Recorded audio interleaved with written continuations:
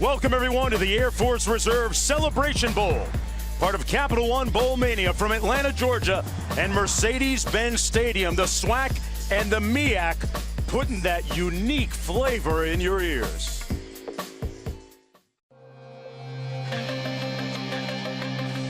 The ATL provides the backdrop to a celebration bringing together three pillars of strength at historically black colleges and universities. You want suspense? How about a celebration of the two best teams in HBCU going bowling once again for a national championship? You want pomp and circumstance? Then we have a celebration of the sights and sound of music. Oh, the music. You want fanatics? Well, then finally, it's a celebration of the fraternities and sororities. They're the backbone of the Greek system, dedicated to ensuring solidarity, fellowship, and progress. So you want it, you got it. To paraphrase Kool and the Gang, celebrate good times. Come on.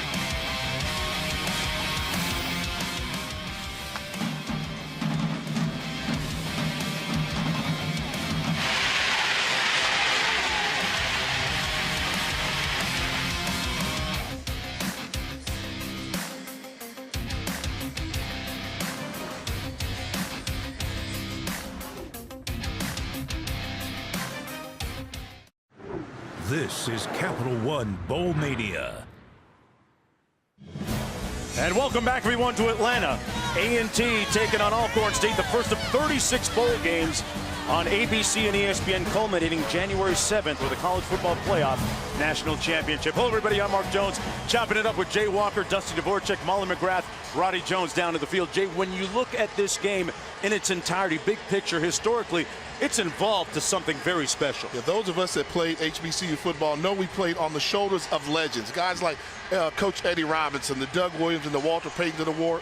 This game right here is a culmination of all those years of hard work. A game that was played in the dark, getting its rightful place in history where it belongs on a national platform. And Dusty, when you look at the matchup, offense versus defense, it's really interesting with some talented guys on the field. We got two of the best in all the HBCU, Johnson and Johnson. Daryl Johnson for A&T defensively, one of the best pass rushers in all the HBCU. First, the defensive player of the year, the MEAC. On the other side, Noah Johnson, the offensive player of the SWAC this year. He's been electric for this Alcorn State offense.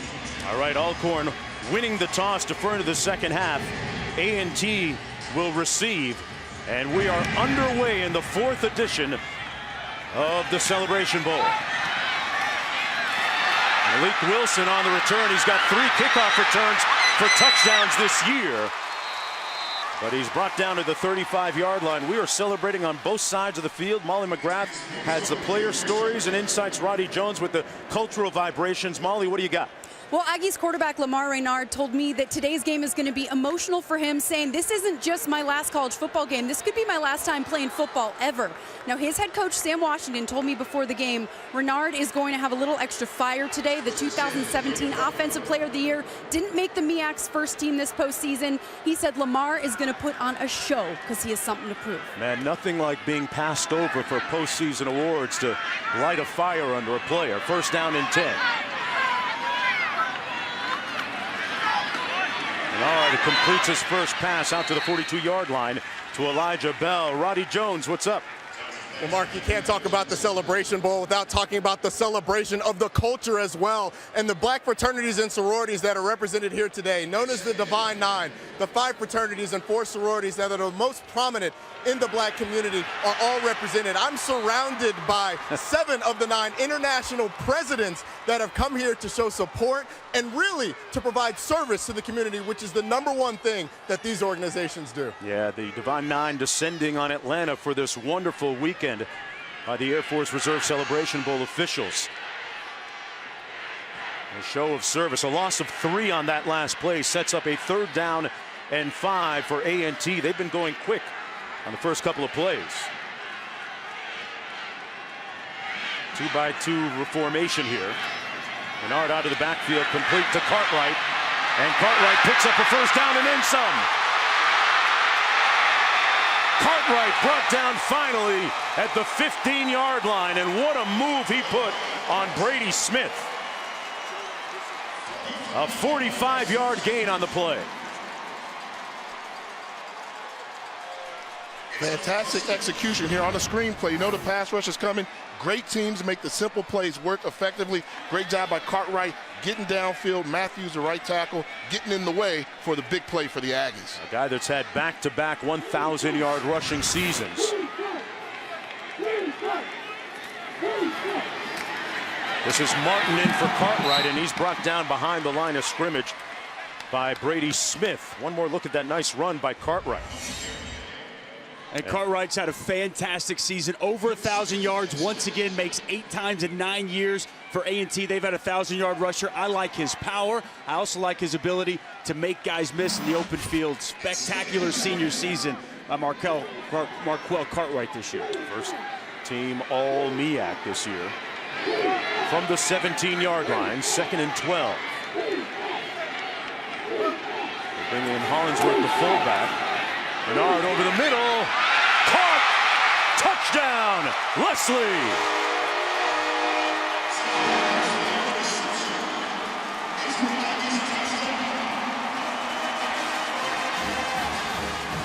Zachary Leslie beating Morrison on the play for the touchdown. We heard Molly say that Raynard was going to play with the chip on his shoulder today. And Coach Sam Washington said, we're going to give him the ability to win this football game. We're going to put the game in his hands, and the quarterback delivered on the first drive, Dusty. Absolutely. An RPO, they're going to throw the slant to Leslie on the inside. He gets in pie position, fights for the football, and A&T on the board early here in the ATL. That's the 9th touchdown catch of the season for Zachary Leslie. Tall receiver at 6'3", used all of it to make that grab. Like the strong hands there, Jay, by the receiver, Zachary Leslie, who's been a pleasant surprise for this football team. That's a contested ball. Nice job by Javen Morrison, but strong hands, and Leslie's able to corral the reception and complete the touchdown. Boy, you couldn't have scripted a better start for Sam Washington, the head coach of A&T. 9-2 this year, 6-1 in the MEAC. A team that's proven to be resilient all season long. Raynard on that drive, by the way, was 3 for 3, 70 yards passing. I mean, sometimes the scouting report is accurate. And Coach Washington said, we're going to let Raynard do it. And first thing that Raynard does, he responds. Molly talked about that in her opening hit. This game for North Carolina A&T is going to be determined by their senior leader. And when you've got a quarterback that's only lost 2 games his whole career, put it in his hands on game day. Absolutely. He is a winner, and he's going to step up and rise to the occasion in big games like today. I love the call on 3rd down going back, the 3rd and 5, the screen. This is an Alcorn State defense. It gets up the field, gets vertical. Use that against them as a fantastic play call and execution. On the return from the 12-yard line, that's Simmons. And P.J. Simmons brought down a flag down at the 23-yard line. That flag coming in a little bit late.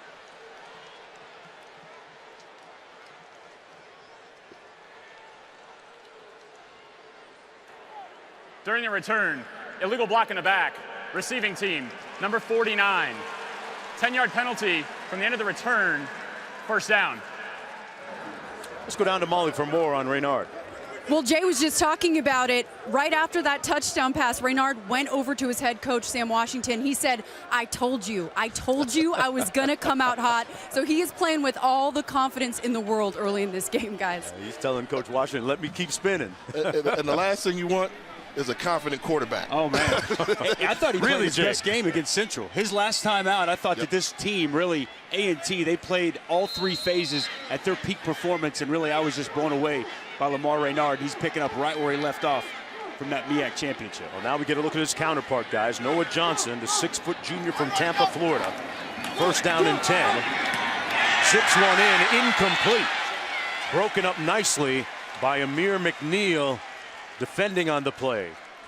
Well, there's one of the more prominent names in HBCU football, Fred McNair, in his 3rd season as head coach. The older brother of Steve McNair, legendary Steve Air McNair. He was the first Air McNair. People don't know that Steve McNair was heir to McNair. He was the second. Fred was a good quarterback in his own right, played in the Arena Football League, and can't say Alcorn without thinking about a McNair somewhere on the football field. No doubt, great lineage of that family at that school. 2nd down and 10 from the 14. Johnson tries to run it in the boundary after faking the handoff. Nowhere to go. And Noah Johnson, man, he has been a weapon this year as a runner, averaging 7.4 yards a carry. He's quick, he's shifty, and watch out in the open field, a dangerous weapon for this Alcorn State football team. Well, he was tackled by the other Johnson that you talked about in the open a moment ago, Daryl Johnson, on that last play. So that's going to be one of the nice matchups here throughout the afternoon. A loss of 1. There's a look at Daryl, number 40. Imposing 6'5", 235 on the end. On 3rd and 11. Johnson flushed out, zipped it incomplete. Should have been caught at the 27-yard line. But Daryl Johnson, in hot pursuit once again, forced him out of the pocket on the run. That was a nice job right there by Noah Johnson, feeling the pressure coming from the outside, stepping up, and then he finds his target, 81, Radarius Anderson, slightly thrown inside behind him, but that's a play, Jay, that I think the receiver needs to come up with. Noah Johnson evades the rush, keeps the play alive. Receiver can't help him out. Help out your quarterback, and I wanted to see that. Obvious pass situation. Would Alcorn State be able to protect Noah Johnson? The Aggies got there, but Johnson wasn't there, able to escape, so that's going to be the matchup we watch for. McCullough punting. Leslie watches it bounce.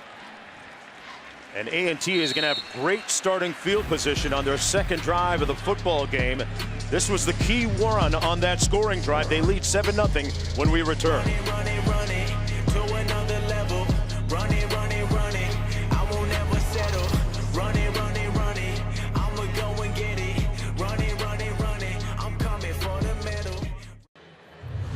Seven 0 North Carolina A&T over Alcorn State here at the Air Force Reserve Celebration Bowl. And we talked about the Divine Nine in the open. The question is, who are the Divine Nine? These are the 5 fraternities and 4 sororities that make up the most prominent Black Greek letter organizations across the country. You can see many of them over 100 years old, and many of them founded at your alma mater, Jay, Howard University. How'd you get off the yard without pledging? Hey, man, it goes with that. It all starts and ends at Howard. I've been telling y'all that for a long time now. This is the alpha and the omega. Okay. This is Howard University, the Mecca. That's all my only Howard reference for the game. That's where it starts and ends, according to our guy. This is Martin. A nice sprint into the boundary and finally pushed out of bounds at about the 29-yard line. I love Micah Shaw, 78. He's the offensive lineman of the year in the MEAC this year, and a big reason why they've been able to run the football so effectively is him. Watch him set the edge and allow Martin to get outside. Micah Shaw is going to come around, just get a piece of that linebacker. He comes inside. Nice job by Martin following his blocker and getting to the outside perimeter for a nice run. Pickup of 18 yards and a first down. From the 30. Look at the fullback Hollingsworth in there, leading the way again for Martin. This time, not as much success. Brought down right at the line of scrimmage by Brady Smith. This Alcorn State defense led FCS in sacks this year with 51. Hold on, Mark Jones. They didn't just lead the FCS in sacks. Okay. They led Division II in sacks, Division III in sacks, all levels of college football. They take pride in that. Their defensive coordinator, Segra Thorne, said nobody gets after a quarterback better than us on any level. They need that to show up today. On 2nd down and 10. They bring a little heat off the edge and incomplete. Bernard missing, intended for Malik Wilson. Hey, we'll have 3 more, folks. That's right, bowl games for you today. Coming up next, number 21 Fresno State squaring off against Herm Edwards and Arizona State in the Mitsubishi Motors Las Vegas Bowl over on ESPN 530. It's Georgia Southern Eastern Michigan in the Raycom Media Camellia Bowl. And at 9, the R&L Carriers New Orleans Bowl from the Superdome. Middle Tennessee quarterback Brent Stockhill plays his final game for his dad against Appalachian State. All 3 games also live on the ESPN app, so you can watch the game anywhere. 3rd down and 10.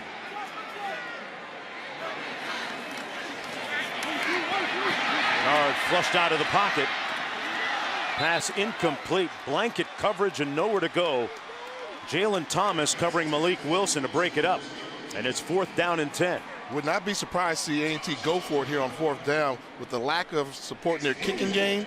Coach Washington said if we don't get the ball in great field position, we'll go for it on 4th down. Excellent coverage in the back end there by Alcorn. They go man-to-man with 2 high safeties, run stride for stride. Outstanding job with the pass breakup by Jalen Thomas to force 4th down. Great call by you, Jay. Sure looks like they're going to elect to go for it here on 4th and 10.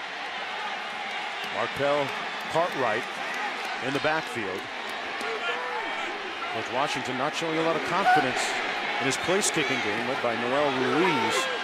And look at this, a little pooch kick. Dribbles all the way down to the 4-yard line. So that worked out pretty well for the Aggies. Great call. Take advantage of the field position in this game here, defensive-minded coach. Bernard, a man of many talents, a 26-yard pooch punt. 1st and 10 the other way when we return.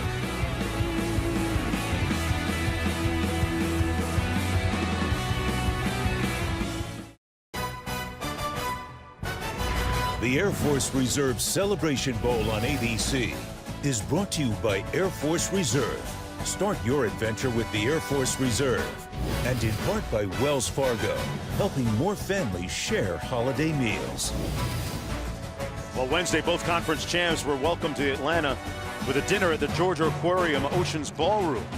The aquarium, the only aquarium in the Western Hemisphere, folks, to house whale sharks, the largest known extant fish species. So the guys can get a little oceanography study, I'm a quarterback, so I'm smart enough to stay away from the sharks. Some tells me, Dusty, you would get in that water with those sharks. I'm going to try to wrestle a shark, absolutely. 1st down and 10. This is Waller. Molly? Well, Mark, after A&T's last defensive stand, coaches telling the D-line, use your hands to create separation because they can't block us on movement because they're not as athletic as us. Daryl Johnson absolutely dripping with confidence, Jonesy, telling his teammates they cannot block me. Wow. Letting everybody know, Molly, it sounds like down there. He's one of the most feared defensive linemen in all the HBCU and FCS. The MEAC Defensive Player of the Year. Long, athletic, outstanding first step in his get-off. On 2nd and 7. Over the middle. Johnson complete, but there's a flag down on the play.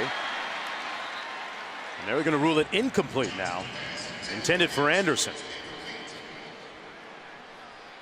The question I still want to know, are they going to be able to protect Noah Johnson? That's not a good sign when your quarterback is getting up off the turf.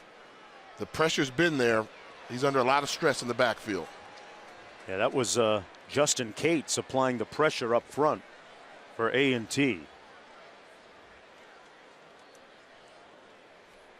It looks like Rodarius Anderson still on the field. He was the intended receiver on that last play. Big receiver, 6'5", almost 200 pounds. Been a nice weapon for this Alcorn State offense this season. Yeah, they got some long targets, those receivers on the outside. Here's Offside. the call. Defense. Defensive line lined up in the neutral zone. 5-yard penalty, 2nd down. That always makes it a little faster and easier to get to the quarterback, I guess, huh? Dusty, I'm sure you've done that a couple times, huh? What do they say? If you're not cheating, you're not trying hard enough. You got to get every bit of the football you can, but definitely have to be backed up so you're not over the ball. So Noah Johnson's already taken a second shot here today. Yeah. When they land on you, that's what hurts. The hit as a quarterback, you can absorb the blow, but when you land on them with 300 pounds, it's just grown man landing on somebody using the quarterback as a sponge. That's what hurts. It's one of my favorite things about playing defensive line is that I got to do that to quarterbacks. No doubt. And Rodarius Anderson still being tended to by the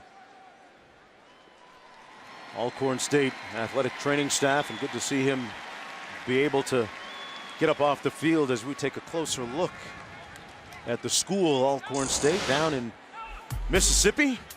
Originally established as a school for only black males in 1871, and 95 women allowed admission. Steve McNair, Medgar Evers, the famous civil rights activist. Donald Driver. Hey, and Alexander O'Neal, folks, if you haven't heard his Christmas Carol CD, you got to get it. Outstanding. It's for the season. 2nd and 2. And that's Waller. And he has enough for the first down. This is a big weekend for Waller. He's got some 25, 30 people. He told me yesterday at walkthrough they're coming to watch him play. He's from the Atlanta area. And he's special. He's an edge-of-your-seat type runner. Came in and replaced Lance Turner, who's now playing in the NFL for the Baltimore Ravens. Waller's that guy. When he gets going, he's a difference maker, a home run hitter at the running back position. Newcomer of the year this year in the SWAC. He's had 100 yards in 6 of his last 7 games. And he had a massive game in the SWAC championship. $177 on the ground and 3 touchdowns. So, no doubt, Waller definitely a home run hitter for this offense. Johnson completes it.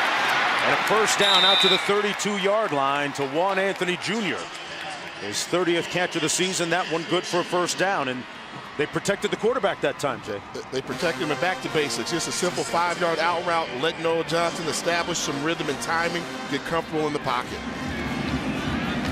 First and 10. They're going to run it between the tackles. Waller again. This game a rematch of the 2015 inaugural edition of the Air Force Reserve Celebration Bowl. A game won by A&T by 7 points. The best matchup of this game for me coming into it, it's this rushing attack of Alcorn, who goes for over 280 yards a game, 8th best in the FCS, against this rush defense of A&T, best in all the FCS. And that's a staple of Coach Washington's defense since he's been here. They stop out the run. Darrell Johnson there on the end. They run it his way. Chris Blair has a first down and into A&T territory. Darden finally making the tackle on the play.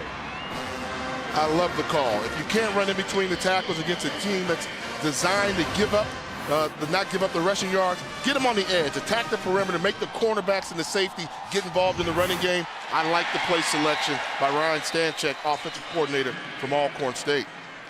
Johnson kept it that time, brought down by Cates and Blue up front. A great story about Noah Johnson, the fact that out of high school, not a lot of offers coming his way from Division I schools that wanted him to play quarterback.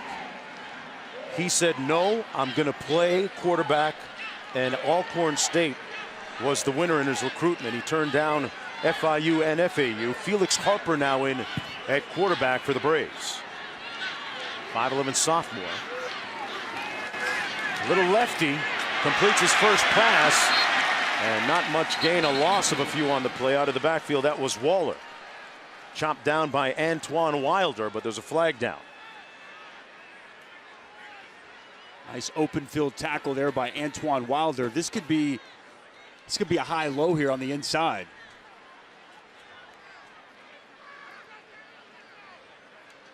Who's on the right side of the offensive line could be Darius Davis, Kevin Hall.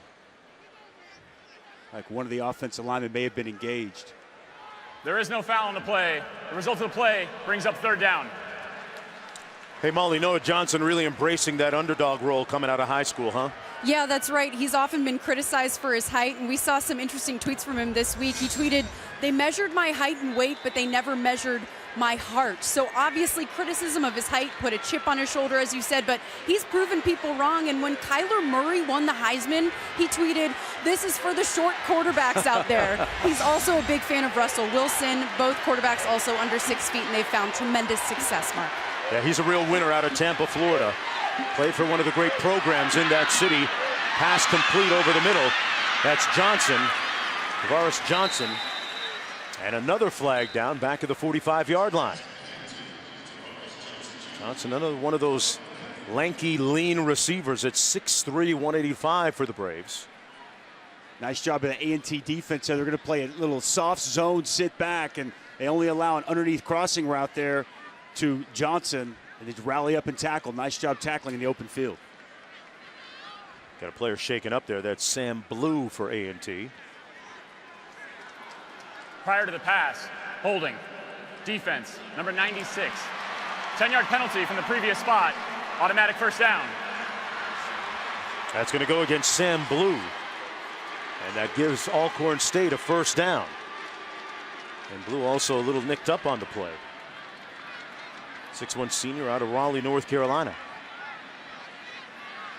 So Alcorn State will have it first down and 10 from the 41-yard line. The Braves looking and searching for atonement against A&T, having lost back in 2015 in this very game. This the Black College National Championship game. It's a big call on 3rd and 15. Oh, that's costly right there. Huge penalty. Kept the offense on the field. They hand it off on first down. Great move by Waller. And he picks up another first down. Got 11 yards on the play. How about the patience here by Deshaun Waller? Nothing's there initially. Little stutter step allows his interior of his offensive line to get on their blocks. Nice job by 76. Ibrahim, 75. Darius Davis. Big tough run there by Waller. Takes it into the boundary, cuts it upfield, and nowhere to go. Tackled for a gain of about 1 on the play. Keandrick Richardson making the stop. Get a good look there at offensive coordinator Ryan Stanchek, and for him, he's got to play ahead of the chains. That first down play, you can't get 1 yard and expect to have success. So the key is going to be, can they establish some type of control of the line of scrimmage to get the running game going? It's been hit or miss so far. I love what he said to us on the call this week. He said, I love now that I'm calling plays because I can run the ball whenever I want to. Just what you'd expect out of a former offensive lineman at West Virginia. Simmons in the backfield on the 10th play of this Alcorn State drive. Johnson completes it, and still on his feet, it's Anthony Jr. Finally brought down inside the 15-yard line, and the Braves continue to move the sticks. A gain of 16. It's the second time now on this drive we've seen excellent timing route, a quick out on the outside to Juan Anthony. Good rhythm for Noah Johnson. This is Simmons running the ball. And that guy you saw on the sideline a moment ago with the headsets on was Pat White. Speaking of West Virginia, former prolific quarterback. Spent some time in the NFL with the Miami Dolphins. Now part of the coaching staff for Coach McNair at Alcorn State. I can't believe I'm saying this. Pat White might have been slightly ahead of his time. Now with the spread offense that you have today and everything, if you were playing in today's college football, his numbers would be phenomenal. Possibly in the NFL might have translated a little bit better as well. A couple of former teammates on the same team at West Virginia. And if you have forgotten how good Pat White was, we got some video evidence, folks. He was the truth. Set a lot of records up in Morgantown. Timeout on the field here in Atlanta. We'll be right back after this.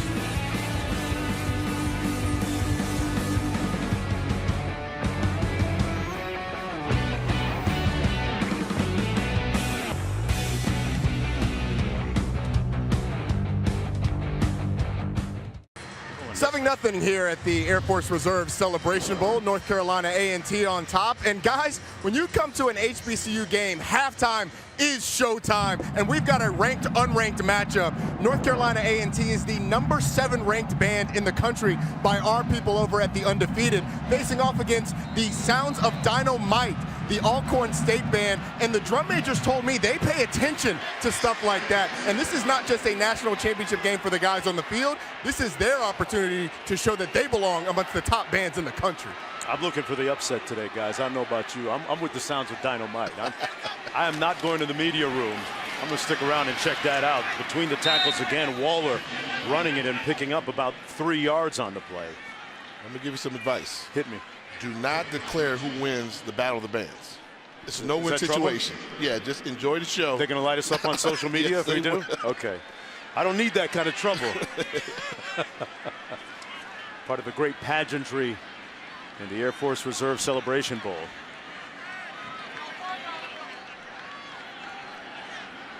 Ball is on the 8-yard line. 3:46 to go here in the first quarter. Got to be something you think with a run-pass option for the quarterback, right? A third and medium situation. Johnson didn't have much help and tackled at the 12-yard line by Richie Kittles. So 4th down coming up. We were told yesterday by Coach Washington that Richie Kittles, their most athletic safety. They moved him from free safety. He's playing their rover now. He can really run. A nice job in the open field getting Noah Johnson on the ground. It's one guy on the outside, and you see Kittles, he keeps contained, and he gets Noah Johnson to the turf. Outstanding job tackling in the open field. Corey McCullough on the field attempting this field goal from 29 yards out. He's 14 of 22 on the season. And he knocks that one through to make it a 7-3 football game. So Alcorn State gets some points out of the drive. Johnson brought down on that key 3rd down conversion. And it won't show up in the stat sheet, but Daryl Johnson forced Noah Johnson to pull that ball quickly. So as a quarterback, you're taught, hey, if you sense any type of collision, somebody gets beat, tuck it and run. It was the penetration by Daryl Johnson. He won't get credit for a tackle for loss, but he got there so quick, he forced Noah Johnson's hands, and Johnson just couldn't get away from Richie Kittles. That's a big-time tackle because Noah Johnson, not an easy guy to get to the turf when it's you and him one-on-one with a lot of open grass out in front. Yeah, watched him in that game against Southern, and he was nearly unstoppable. 7-3, A&T with the lead.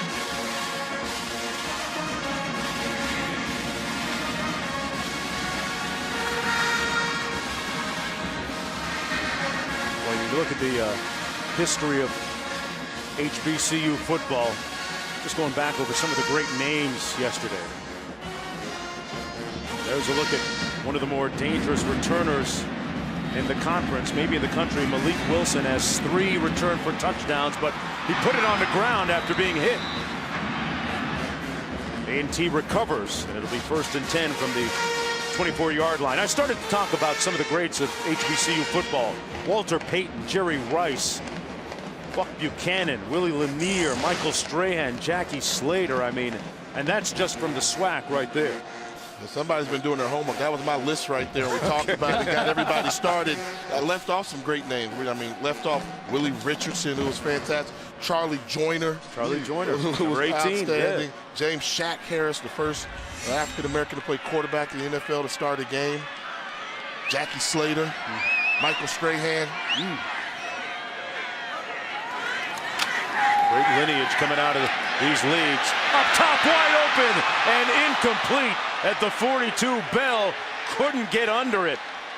Renard threw it just a touch too far. This is what you have to have there. They leave you the middle field wide open, put a little air under it, and Elijah Bell gave a fantastic effort trying to pull in this ball. He's a physical guy. You got to get a hand on him. Comes up in coverage, and that's when, as a quarterback, you wish you just had it back. You had more room for error than that. Yeah, you got to be able to hit Elijah Bell when he breaks open down the sidelines the way that he did right there. And that was a problem for Alcorn in the championship game, getting beat over the top. Renard has a man wide open again, caught at the 45. Hicklin on his feet and brought down to the 43-yard line. Isaiah Hicklin, the 6-foot senior, tackled by Morrison. Love this play call right here. 3-level throw. You've got short, intermediate throw, then the 2nd-level throw. So after the play action, they get peeking in the backfield, delivers a strike, and that's a little bit more of a swag, making up for that previous missed throw. Lamar Reynard may be starting to find his groove again. Nice job on the move. They rolled the pocket slightly to the right, and he finds his target in stride. A 33-yard pickup, 1st and 10, approaching 2 minutes to go in the 1st quarter.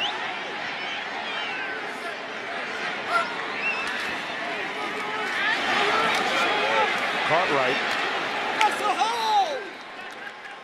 There'll be a loss of maybe 1 on the play by Marquell Cartwright. Of course, we talked about the story a little bit earlier. He and Renard, former high school teammates. They've known each other since the 9th grade, won a high school state title together, decided to come to A&T together. And boy, this senior class has done a lot of great things for the Aggies.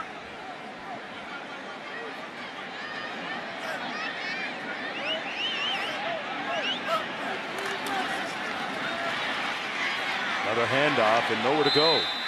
Cartwright stoned at the line of scrimmage. Sterling Shippey, the first one to arrive.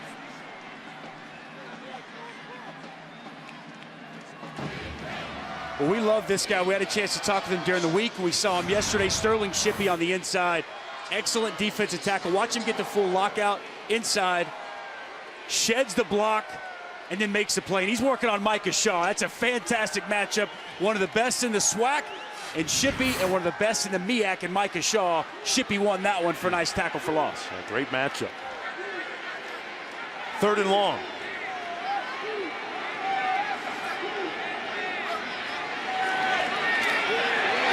Renard incomplete at the 30-yard line. A lot of traffic around Cartwright. There were 2-3 guys around him. You got to find someplace else to go with the football in that situation. More purple jerseys than white jerseys, but great penetration by Terry Whittington coming off the edge, forcing Reynard to get rid of that football a little bit more sooner than he'd like. He's misfired on his last 4 attempts. Of course, one of them just by inches. Could have been a touchdown. And in meanwhile, comes Michael Rivers to punt. Ely standing at his own 10-yard line. Time winding down here in the first quarter. In the rematch between A&T and Alcorn State. Well, they weren't able to down it inside the 5. It'll come back out on the 45-yard punt. And you got to give credit to Alcorn State, what they were able to do. I think A&T came out here established. We're the defending champions. We've been the #1 team in black college football for a while. Came down, scored right away. But Alcorn seemed to have figured them out a little bit, slowed down the offense, put some points on the board, and they've taken that early knockout blow from North Carolina A&T, and they're still right here in this game. What I like is defensively, Alcorn, they give up the touchdown initially, and they've given up some yards in the other 2 drives, but they've been, and they haven't broke, right? Yep. They put their backs against the wall, and they've gotten off the field on crucial 3rd downs. 1st and 10 from the 20. Johnson hits his receiver on a quick slant at the 31. Molly? Mark, Alcorn's wide receiver Rodarius Anderson is being evaluated for a head injury. He's going through concussion protocol right now. He is questionable to return. Anderson, a big part of their offense. He led the team with 502 receiving yards coming into the game this afternoon. And that's going to be the last play of the first quarter. The Braves and the Aggies, part 2. The remix, the rematch from 2015. When we come back, we'll talk about the enmity between these 2 conferences. Back after this message and a word from our ABC stations.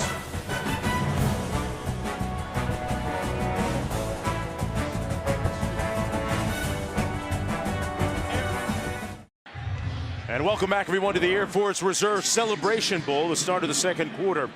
A&T scored on their opening drive, but haven't since. Alcorn State with possession of the football to start the second quarter here. From the 31. Up top. Intended for Johnson, but well covered down the sidelines. We talk about the history of these 2 conferences. You played in the MEAC. There's that edgy relationship with the SWAC.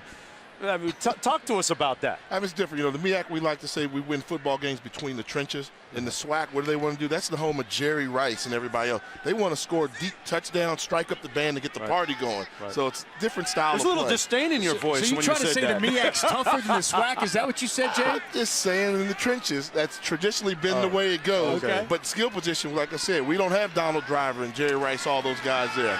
So the SWAC, it's a style of play there. It's a lot of finesse, but it's gotten tougher.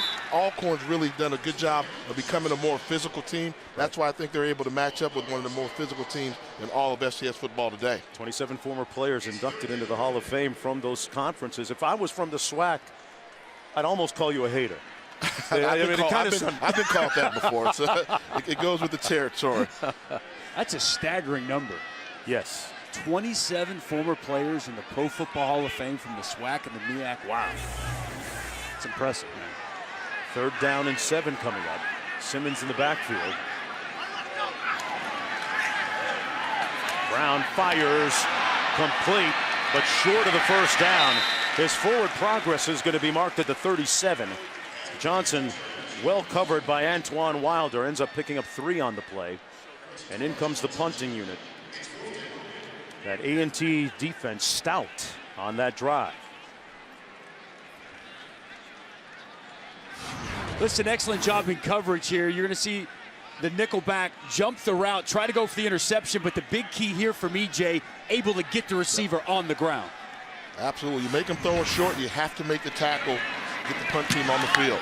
McCullough gets off a great punt. It drives Leslie all the way back to the 13. And he's tackled at the 19-yard line, a 6-yard return on that 50-yard punt. And there's a flag down right at midfield. And it looked like Corey McCullough got drilled in that area. Tell you what, you're a punter running down on coverage. You got to keep your head on a swivel. Head on right? a swivel. You know what? This is something coming into this game. I said if Alcorn can make it ugly, a lot of penalty flags all over the field, they got a chance to really pull off this win. After the play, unsportsmanlike conduct. North Carolina A&T number 33. Penalty is half the distance to the goal from the end of the return. That is number 33's first unsportsmanlike conduct foul of the game. That infraction against Bethea. Here's what's at stake. A national championship and that good shiny stuff. Back after this.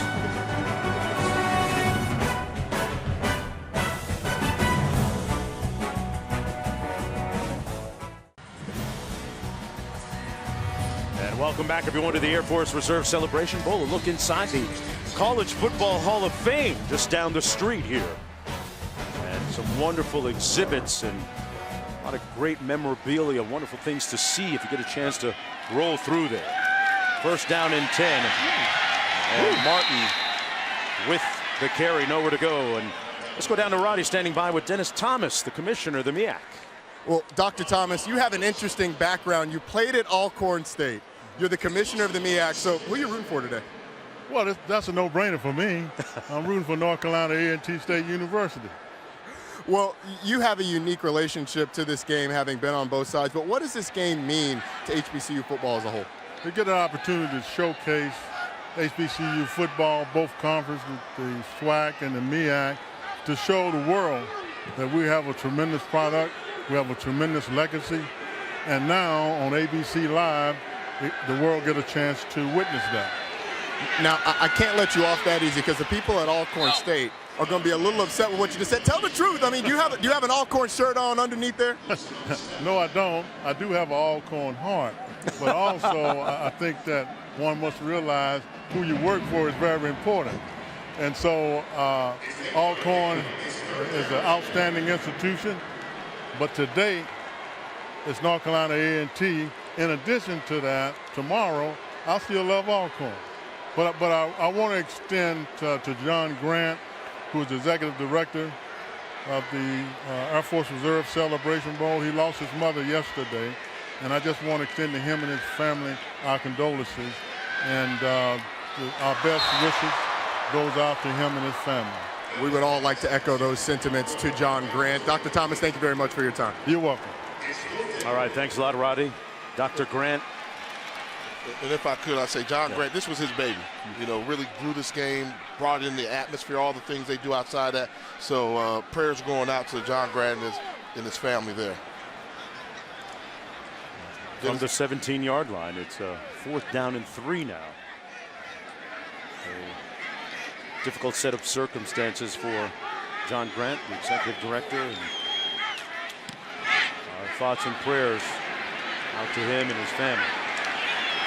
On the return, this is Ely. Great downfield coverage.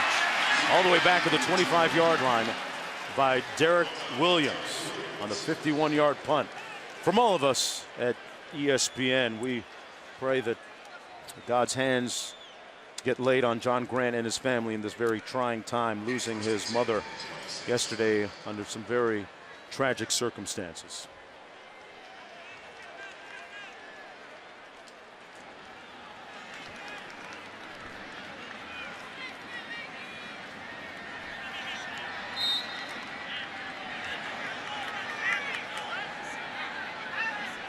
Alcorn 1st and 10 from the 26. Waller in the backfield. Noah Johnson still trying to hit his stride a little bit here.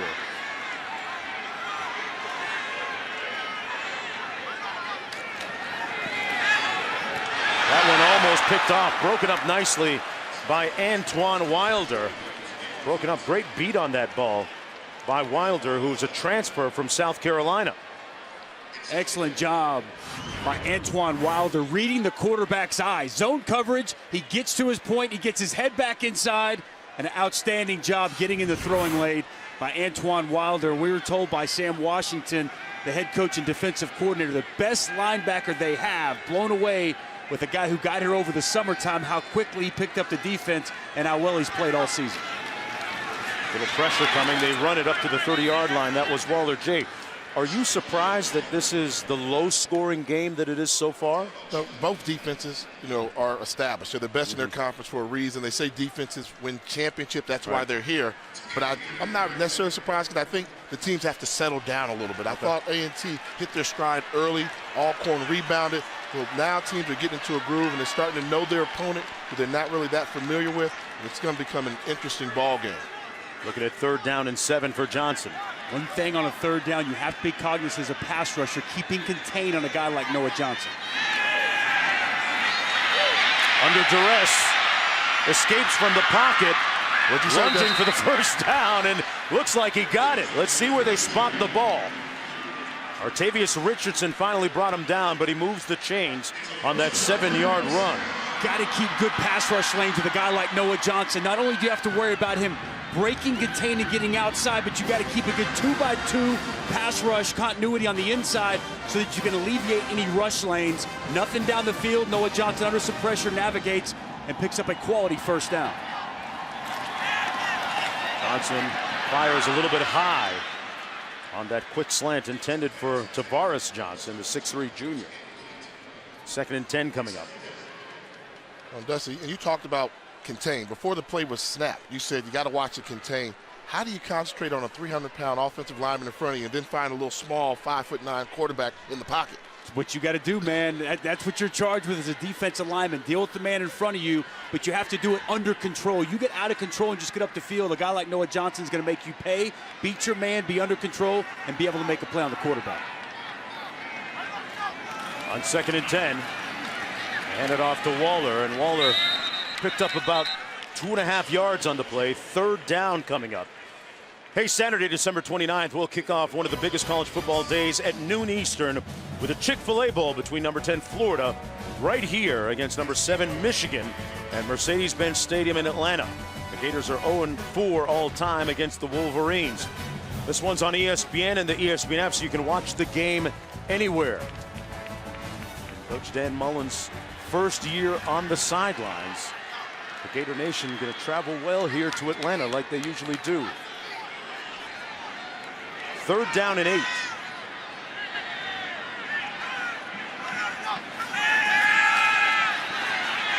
Brown fires, picked off. They got a beat on that one. Abram. And tackled at the 27-yard line. The first turnover of the ball game goes to A&T. This was a great break on the ball by Abram. You know what he did? He ran around the curl pattern, something that's very hard to do. At the top of the route, when the ball's released, you have the ability to see him run around it. That's the pass rush there, but watch him come outside in around the wide receiver on a fantastic interception. Well, some people loved it and some hated it. You can tell which one there. Alcorn fans not liking it. That was a quality rush inside. Justin Cates put a nice move on the guard, pressured Noah Johnson, forced the early throw, but you nailed it, man. Abram with a tremendous break on the football and a big-time takeaway here midway through the 2nd. And that's the 4th interception of the season for him. Cartwright in the backfield. Let's see if they take a shot here on 1st down after the pick. Bernard incomplete at the 13, intended for Leslie, just off of his fingertips. 2nd and 10. Well, he was all alone on an island out there. A little RPO there, run pass option. And the big wide receiver, Leslie, he had the coverage beat. Unable to come down with the catch. We saw Renard come out real hot. Opening drive, he was throwing dimes. Now it seems like he's throwing nickels a little bit. He's kind of lost his rhythm a little bit, not been on the mark with some open wide receivers with a chance for big plays. 4 receivers out in this formation again. 2nd down and 10. Little receiver screen complete inside the 20 to Leslie. Sets up a 3rd and about 3 to go here for A&T. Nice way to get your quarterback into rhythm there. Easy screen pass. Linemen get up in front, and good blocking to help out for a nice gain on 2nd down, make it 3rd and manageable.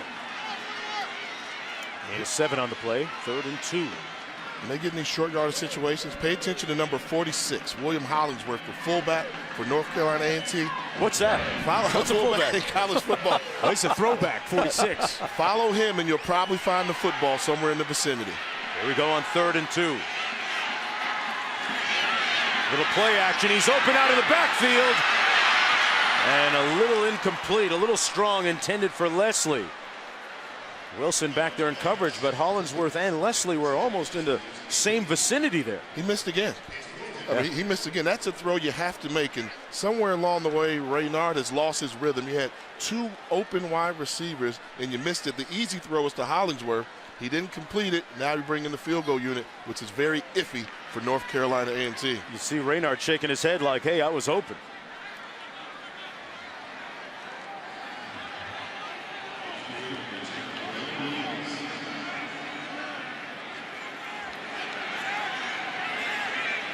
Ruiz in for this field goal from 36. And he makes it a 10-3 game.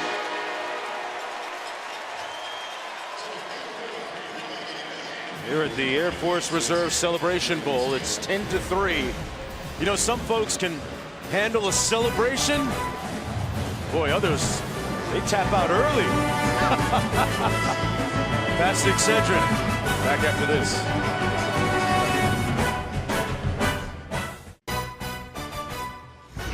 The Air Force Reserve Celebration Bowl on ABC is brought to you by McDonald's new $6 classic meal deal at participating McDonald's.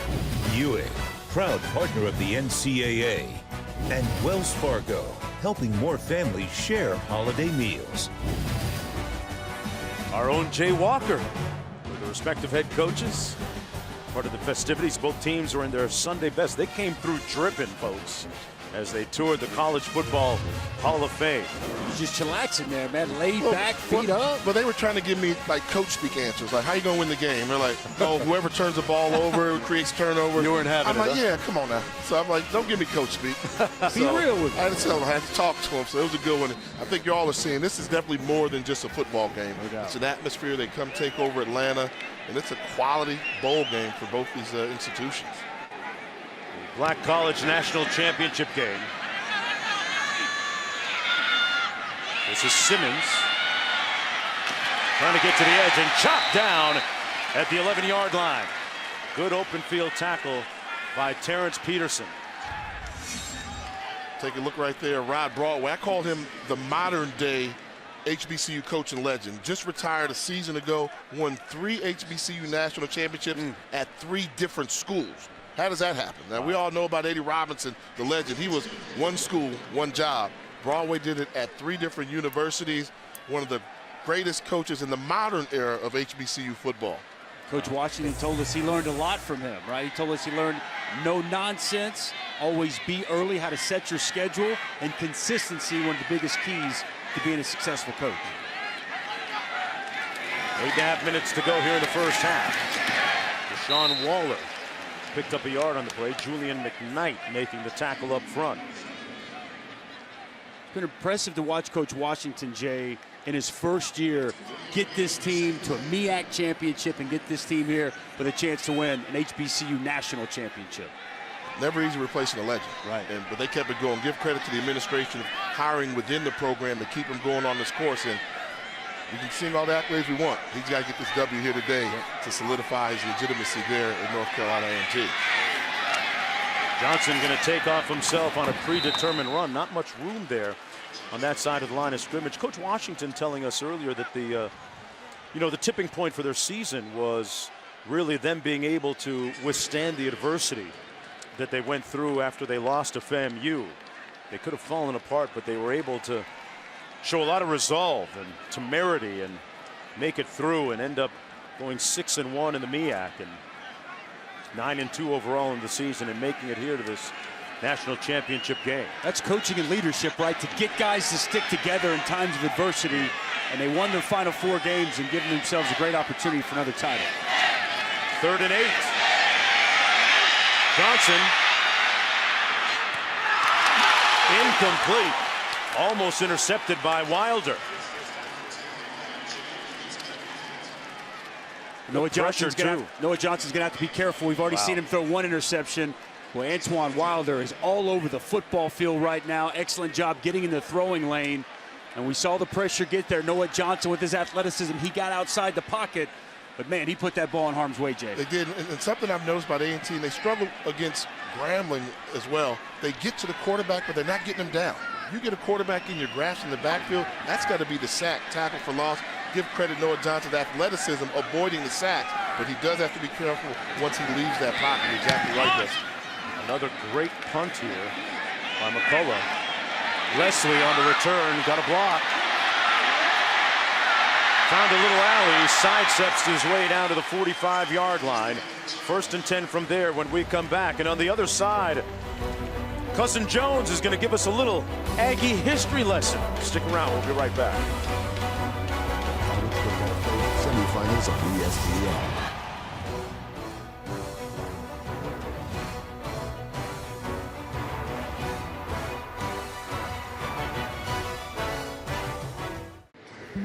We told you about the history of Alcorn State. How about a little North Carolina A&T history? It's the largest HBCU in the entire country and the first college for people of color in North Carolina. It also played a very prominent role in the civil rights movement. The Greensboro Four, the sit-in at a whites-only eatery, those were for North Carolina A&T students. And one of the members of those four was Franklin McCain, who is the grandfather of number 29 on the current A&T team, Franklin McCain III. So a certain connection between the civil rights movement and the team here today.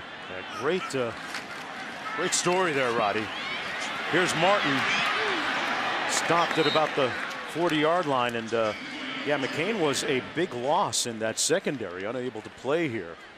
But the grandson of Franklin McCain, one of those Greensboro Four, and you have a daughter that goes to A&T too, right? He's really good. I mean, they keep it in the family. That's what they mean when they say Aggie pride. And also, I'll say this as well. Everybody knows I'm a Howard guy. North Carolina A&T is the hottest school in the country right now. Wow. Athletically, academically, everything. They are the hottest HBCU in the country. Admissions. It's not by surprise that they are the largest HBCU in the country now. Give credit to Chancellor Martin, their president, for the job he's done down there in Greensboro. From another quarterback to another one that completes the pass this time. Ron Hunt makes the reception. Renard has kind of slowed down a little bit here, guys. I actually think, Jay, he's throwing the football better on the move than he is standing in the pocket. It's almost as if they might want to continue to do some boots, some rollouts, because he looks a little bit more comfortable on the move. Yeah, I mean, and I think you're exactly right. He started out that opening drive 3 of 3, and then he went 3 of 10, but they gave him a nice completion here. Easy, just run, pitch, and catch. Pick up the yardage, move the sticks. How about that look? Ladies and gentlemen, we've got some toys today on this fantastic broadcast that you haven't seen before. Outstanding camera angle there from the first down marker. Renard had to get rid of it quickly. There was some heat on him. Good pressure by Whittingham.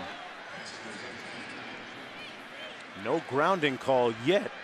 Not sure that he was outside the pocket. That's going to be the key. There was nobody in the area at all, but was he outside the pocket? I thought he went straight back. Yeah, that's going to be grounding. He wasn't outside the pocket. He was not outside the pocket. The tackle box. Intentional grounding. Offense, number 7. Penalty is loss of down at the spot of the foul. 3rd down. Correction, 2nd down. So Whittington with some good heat that time on Renard. And Whittington's done an excellent job all year getting up the field, creating disruption, and clearly Renard still in the tackle box. Good call by the officials. Yeah, we mentioned the Braves defense led FCS in sacks.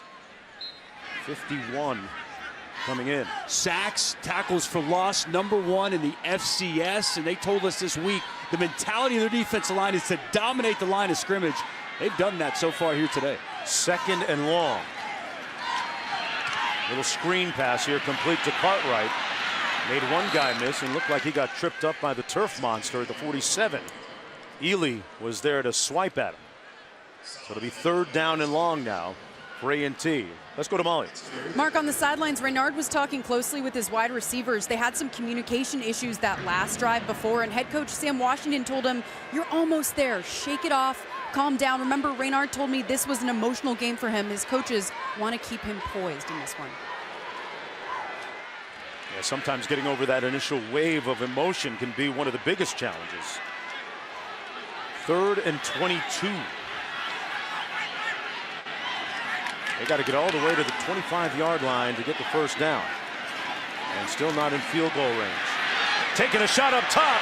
Got a man. Incomplete. Broken up at the last second of the 5-yard line by Cole. Ron Hunt, the intended receiver. Quinterio Cole, the safety, really had a fantastic end to the season. He's going to be a deep high safety, and he's going to play over the top. Outstanding job, because 81 Ron Hunt's got his man beat, and it's Cole who comes in, gets that hand in there initially to get the pass breakup. Outstanding job by the safety, doing his job, getting over the top and making a play on the ball. Ely calls for the fair catch. Back at the 13-yard line. It will be first down and 10 for the Alcorn State Braves out of Mississippi. 34 yards on that punt. First down and 10 in a low-scoring Air Force Reserve Celebration Bowl. Hello. The Air Force Reserve Command is excited to be the title sponsor today of the HBCU title game. This is an amazing opportunity, just like the Air Force Reserve Command. Log on to airforcereserve.com and start your adventure today. Folks, here's a quick look at this year's ROTC Senior of the Year Award presented by Navy Federal Credit Union. Kirsten Cullinan wants to become a foreign area officer, and Brett Smith wants to fly jets. You guys are old enough to remember Officer and a Gentleman, right? Yeah, absolutely. Right? I want to fly jets, remember? And Richard Gere told Louis Gossett Jr. that in the movie, Officer and a Gentleman. Mayo. The 16-yard line. Mayor, Officer Mayo. Yeah, Officer Mayo. 4:10 to go in the first half. Nice scramble there by Noah Johnson. Picked up 3 on the play. Darrell Johnson again in on the play. I was just watching that pass rush of Darrell Johnson. Just the motor he plays with, the relentless effort to the football. Initially blocked, doesn't have a great rush. He sticks with it and ultimately gets Noah Johnson to the turf. 2nd and 7. Into traffic again and dangerously close again to an interception. Antoine Wilder almost looked like he got his hands on it. You guys are shaking your head saying another close call, right? Antoine Wilder's had 3 different times. He's had his hands on passes. It's a lot of zone coverage. His eyes are on the quarterback. They're anticipating routes, and they're stepping in front of several Noah Johnson passes, Jay. Yeah, I like what Wilder's doing. You can tell their game plan, take away the inside route, run the slant, and then get out to the curl. Right. So we've seen him make plays not only just for the inside passing game, but he's gotten on the perimeter as well. Just a junior, he'll be back. First year with the program, he's really been a key towards the later part of the season of this Aggie defense really taking over the Mid-Eastern Athletic Conference. On 3rd and 7. Under pressure again. And this time outside the pocket, beyond the line of scrimmage. No grounding, but 4th down coming up for Alcorn State. So another win for that Aggie defense against Coach McNair's offense. 4th and 7. Excellent rush there by Sam Blue. Darrell Johnson, he got the chipper. The running back helped out with the offensive tackle and opened up a big lane up the middle for Sam Blue, who forced Noah Johnson into a tough spot and forced him to just get the football out of his hand. These defenses, Jay, have really settled in and are making it difficult on both opposing offenses. Yeah, you just have the feeling that Alcorn, if they're going to score points, they're going to have to rely on the big play. Yeah. I don't think they're going to be able to have a steady drive down the field. They're going to have a scramble drill. Got a flag down on the field. McCullough set up the punt on his own 4. Here's the call. Offside. Defense. Number 42. 5-yard penalty. 4th down. They'll still punt. Well, take a look at Darrell Johnson. He's going to come off the edge. Sam Blue just comes scot-free. Nobody accounts for him. That's initially what forces Noah Johnson to move. I'm surprised there wasn't a holding call on the tackle Kevin Hall. He had a fistful of jersey, working on one of the best in all the HBCU, Darrell Johnson. McCullough's punt is high. Leslie called for the fair catch at the 30-yard line. A great punt by McCullough. Nothing on the return. Let's go down to Roddy. Well, guys, the bands have started to file down onto the field in anticipation for halftime, and as they walk by, all of the fans are getting excited. The sounds of Dynamite for Alcorn State's band director, Emerson Martin, told me 75% of the people that are here for the bands, for the show, for the drill. And I just had a chance to catch up with the Blue and Gold Marching Band director, Kenneth Ruff, and he said, we're not happy with that number 7 ranking. We feel like we're the number 1 band in the entire country, and we are going to show it here today. Okay. They go ready to bring that smoke. You'll get a chance to watch it at halftime. I got to correct Roddy. Part of the Mercedes-Benz halftime, yep. Right down to the 31, that's Cartwright. Roddy, don't believe the hype, Roddy. Okay, now don't believe that. Now, bands are going to tell you it's all about them. It's all about football players. It's been going on for decades where the bands think they're the game. No. It's the ball starts with the football squad first, and then the band, secondary entertainment. Talking to the drum majors and to the band directors, they're talking about the fact that they get scholarships. They're going to school for free, too. So they got me drinking the Kool-Aid a little bit here, Jay. And pass some to me, Roddy. I'm going to buy in on that a little bit, too. Renard looking to find his rhythm. Finds his receiver at the other end. That's Leslie. And he picks up a first down inside opposition territory, a 22-yard gain on the play. I love this pocket presence right here by Lamar Reynard. Pressure gets to him on the inside. He doesn't panic. He stays calm. And watch him work to his right. Going to step up in the pocket. He sees that little opening, and then he locates his target, Leslie, down the field. Excellent quarterbacking from within the pocket by Reynard. Gets rid of it quickly again. This time it's Bell for a 7-yard gain. Going quick here with time winding down in the first half. They have a full complement of timeouts remaining. Clock running with 2:06 to go. Be careful. Bottom of your screen, number 13, Elijah Bell, one-on-one coverage. They like to find him in these situations. They look his way on the slant. You called it, Jay. Completed the 30-yard line. He was working against Burks. 1:52 to go. And now they seemingly have a little bit of rhythm on this drive. A 14-yard gain and a first down. Reynard's got a little bit of that confidence back into a rhythm now. 3 for 3 on this drive. Hands it off to Cartwright. And Cartwright with nowhere to go. Shippey again, man. Sterling Shippey.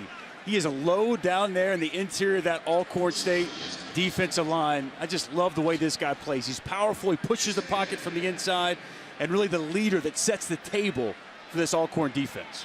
6'1", 300 pounds out of West Palm Beach, Florida. All arms, too. He's got some guns. He does. Big old chest. And he uses them. That's the key. He's got the guns, and he uses them well. Those strong arms and biceps. Martin in the backfield. Bell lined up to the bottom of your screen. Renard pulls it out, looking towards Bell. Wide open. Room service. Touchdown, but there's a flag down at the 25.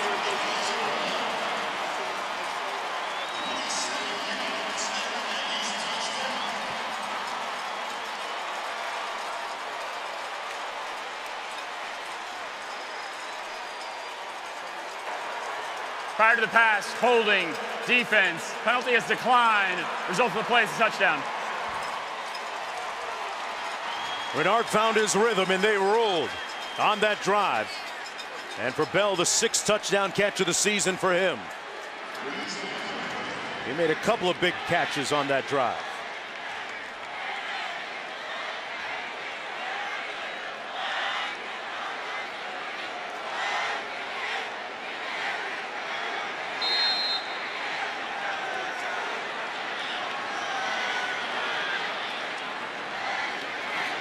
Ruiz with the extra point, and it's 17-3 for the Aggies. Well, Jalen Thomas, the cornerback, he wants to challenge Elijah Bell at the line of scrimmage. They want to get physical at the line of scrimmage with the wide receiver, and it becomes extremely problematic. Right here, you're going to see him. He's going to shed, and he's going to get up the field. Jalen Thomas wants to get into him, be physical. Now watch Elijah Bell. He just sheds the defender, gets up the field, no safety help over the top, and that is an easy pitch and catch from Reynard to Bell before we get to halftime. Elijah Bell special, one of the more physical receivers you'll see. Fantastic frame, 225 pounds, 6'1". The key is former basketball player, knows how to use his hands extremely well. Oh, yeah, and once you get it rolling, he's back. And you can tell that's a quarterback. He struggled, but he played himself out of it. Right. That's why he's only lost 2 games his whole college career as a starter for North Carolina A&T. An incredible 12-0 last year. And, man, when you can see Bell's showing his teammates how he just quickly discarded the defensive back Thomas. I could have swore I heard him say weight room up here.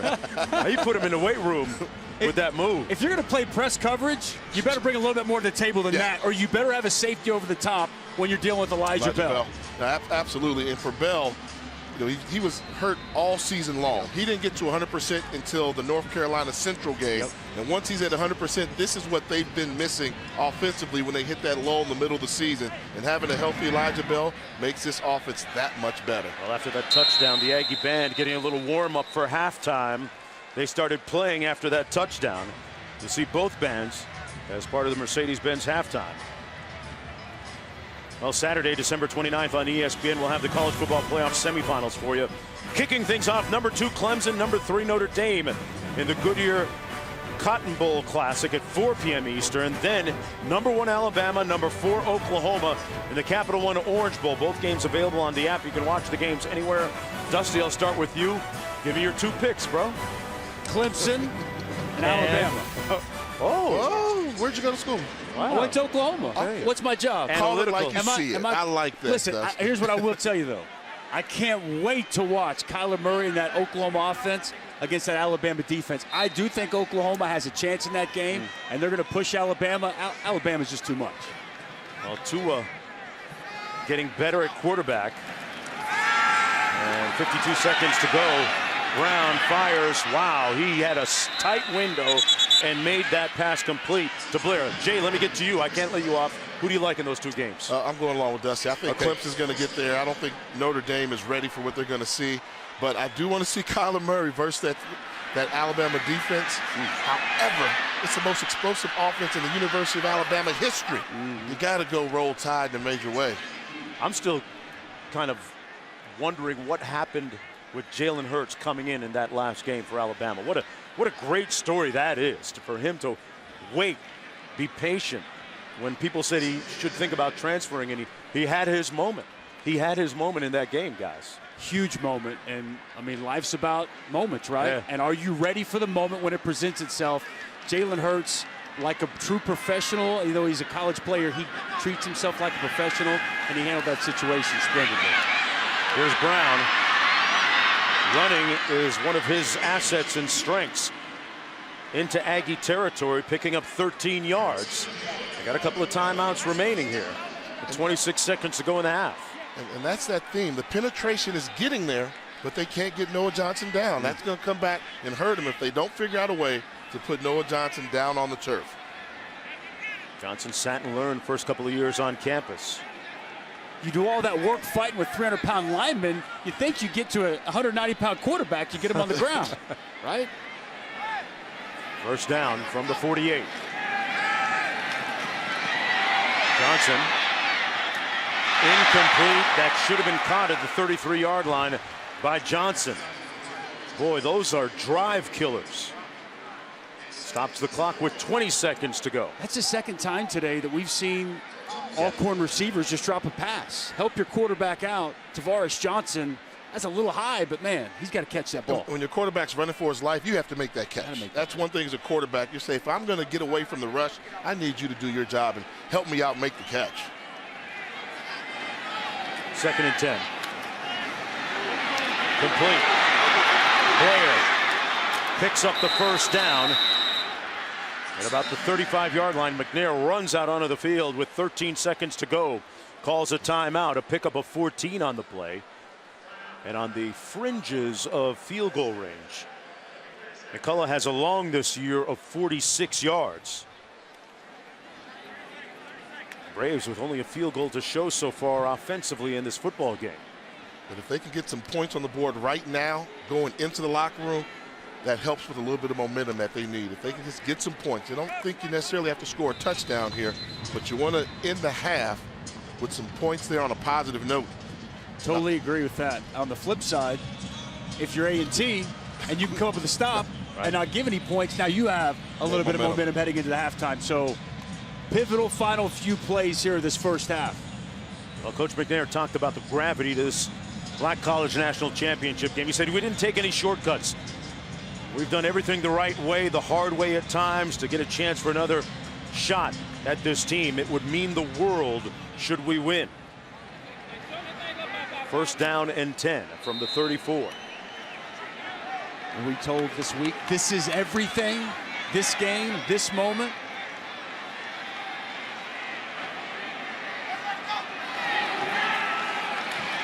Brown has a window. Complete inside the 10. First and goal. Anthony with the catch, working against Darden. 6 seconds to go, and they're going to hurry up. Get up to the line of scrimmage. First and goal. They got a timeout remaining. They'll spike it first with 4 seconds to play. I don't know. I think I call the timeout there, because think about it. They had 6 seconds to go, right? You've got a timeout. Call the timeout, and then you can maybe make a throw into the end zone, and if you don't get it, then kick the field goal. Yeah. Right now, I think you have to bring the field goal unit out and take the points. You lost 2 seconds, yeah. Completely agree. You had one shot. You take the timeout immediately. You can take one shot to the end zone and still have time to kick the field goal. Kick the field goal if you don't get it. With 4 seconds on the clock. That's a great point. That's a great point right there, Jay. And potentially a missed opportunity by Coach McNair and Alcorn. McCullough made one earlier from 29. This one from 25 yards out. Little chip shot for him. And he drills it through to make it 17-6 as time expires here in the 4th chapter of the Air Force Reserve Celebration Bowl.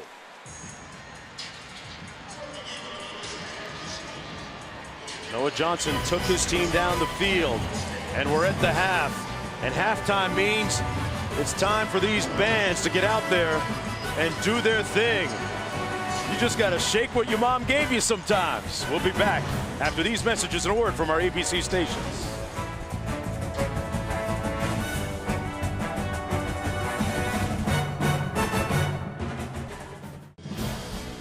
Welcome back, everyone, to the Air Force Reserve Celebration Bowl, part of Capital One Bowl Mania. From Atlanta, Georgia, Mercedes-Benz Stadium. It's the 4th edition of this game. Alcorn State trailing North Carolina A&T. Let's take a look at today's Bringing the Flavor, brought to you by McDonald's. Some of the great sights and sounds of the respective bands playing at halftime, and I tell you, they brought that smoke. They brought that heat at halftime. The A&T and Alcorn State sounds of dynamite.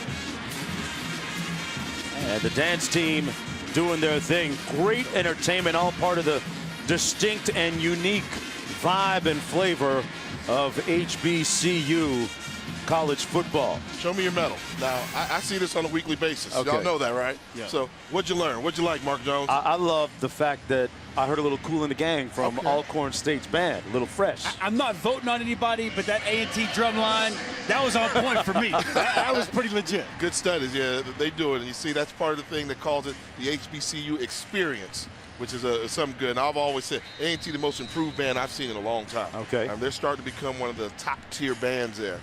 A&T ranked number 7. Yeah, Roddy told us a little bit earlier that they're in the national rankings, and Alcorn State unranked right now, but certainly they brought some heat at halftime. And we are underway here in the second half. Simmons on the return. Alcorn will have the ball first on offense, but Molly, what about defensively for the Braves? Well, I actually talked to Fred McNair about his offense because he was most upset about that. He said a lack of execution was their biggest issue in the first half, and he wants Noah Johnson to keep his eyes down the field in the passing game. He was really disappointed with some of the mistakes by their wide receivers, some of those drops. And remember, Rodarius Anderson is not in this game. He's out with the head injury. So he said that they need to lean heavily on Noah Johnson. A win hinges upon their quarterback, Mark. Yeah, Anderson was a guy that had over 500 yards receiving. Tops on the team coming into the ball game. So it's next man up, and somebody has to pick that slack up. First down and 10. They hand it off to Waller. Nice straight arm. And Waller out to the 35-yard line. Let's go downstairs to Roddy. Tell us about the pillars, Roddy. Well, Mark, we've seen great examples of all three pillars. The football on the field has been fantastic. You saw at halftime the A&T and the Sounds of Dynamite band showing off. You guys mentioned that percussion section for A&T. That's the #1 percussion section in the country. Then we've also seen the fraternities and sororities as well. We've seen AKAs and Deltas getting along, Zetas and SG Rhos. We've seen Kappas and Sigmas, Alphas, Iotas. We've seen the entire representation of the spectrum be able to coexist together as we have an injury on the field. It's been fantastic to see, and they all just mentioned the fact that this is about service. This is about coming together to be able to showcase what they do in the communities on a week-in, week-out basis. Yeah, Jay, you know too as much as anyone, having been a big part of HBCU football, that the impact goes well beyond the football field. Yeah, I mean, you don't lose focus. At the end of the day, what do HBCUs do? They educate and prepare African-American men and women for life. You know, life experiences, and that's giving back, coming back to your alma mater.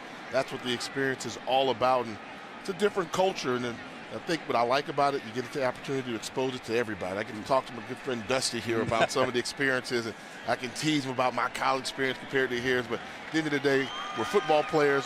But on a serious note, I mean, I've learned so much about the HBCU programs, about the leagues, about this game. It's been great. Hey, SportsCenter tonight after the New Orleans Bowl on ESPN. Bucci and Anderson will have all the highlights from the first day of Bowl Mania, plus Texans, Jets, Broncos, Browns post-game coverage. LeBron and the Lakers taking on the Hornets in front of his airness, MJ himself. SportsCenter tonight after college football on ESPN, as well as the ESPN app. 2nd down and 4. Boy, into a tight window. That pass complete to Anthony Jr., Juan Anthony Jr. out of Woodsville, Mississippi. One thing we'll have to keep an eye on, and we'll keep Molly and Roddy on it, but Antoine Wilder had a massive first half. Several hands on footballs and throwing lanes, and he went down with that injury. We'll have to monitor to see exactly how long he may be off the field for this defense. That might be their most impactful player on that side of the ball. 3rd down and short. Opening drive the second half for Noah Johnson, and a little bit of motion up front.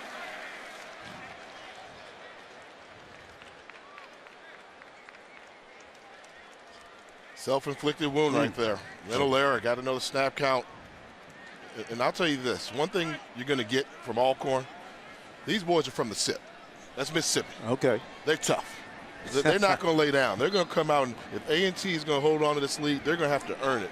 There's one thing that the Alcorn State Braves do not do. They don't give up, and they bring it every play, so it's going to be a very interesting second half. Yeah, their offense especially, number 8 in FCS in rushing. I thought what Coach McNair told Molly was so key. Noah Johnson has to have a big second half to lead them to victory. 3rd and 6. Johnson fires high, incomplete. Intended for Johnson Jr. And they'll have to punt now on 4th down. And this is where I think schematically, Ryan Stanchek, the offense coordinator, he's got to make a change.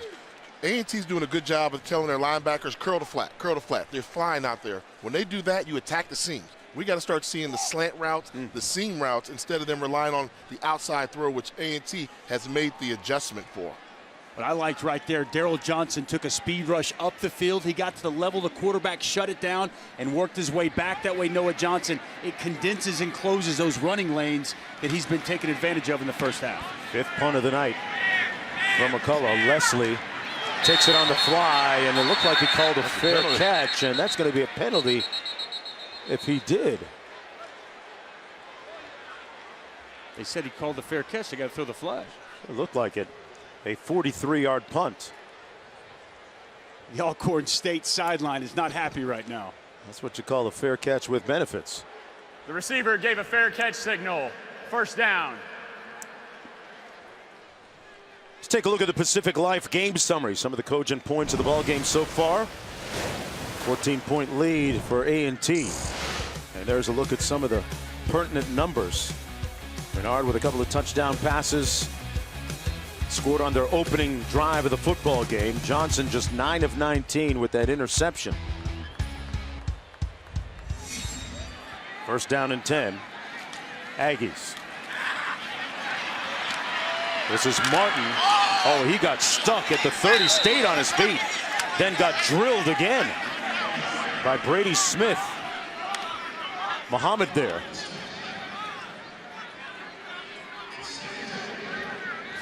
Second down and 3. Look at this. Good blocking outside by Elijah Bell. And then we're to see Jermaine Martin shake a guy down, and bam! Big hit coming down by Muhammad. Really outstanding job running to the football. And I think we're seeing North Carolina A&T and their offensive coordinator, Chris Barnett, force feed the run. That's the thing that stood out to us when we talked at halftime.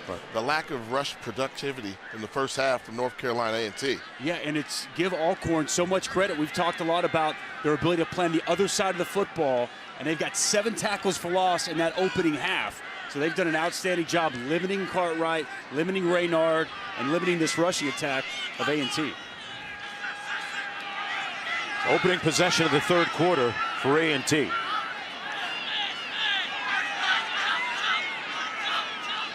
Little bunch formation to the right.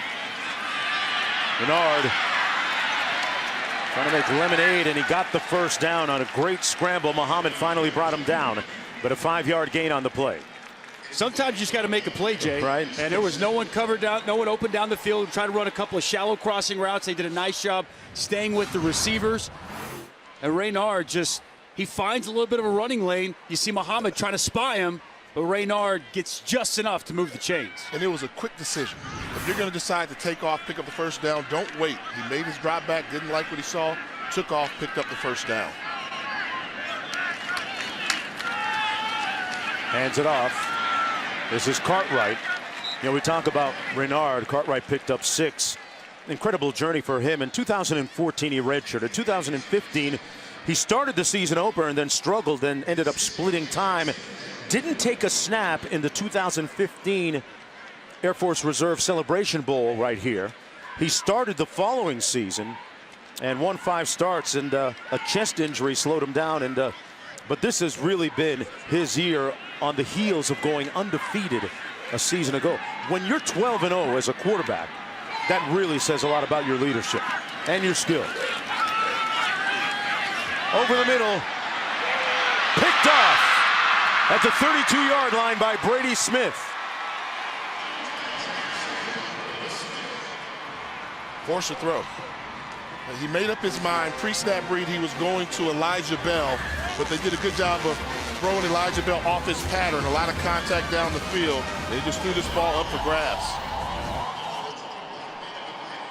Raynard trying to make a play down the field, but it's Brady Smith with different plans in mind. The safety with a big pick. Coach McNair likes it. Alcorn likes it. Trying to get back in this game.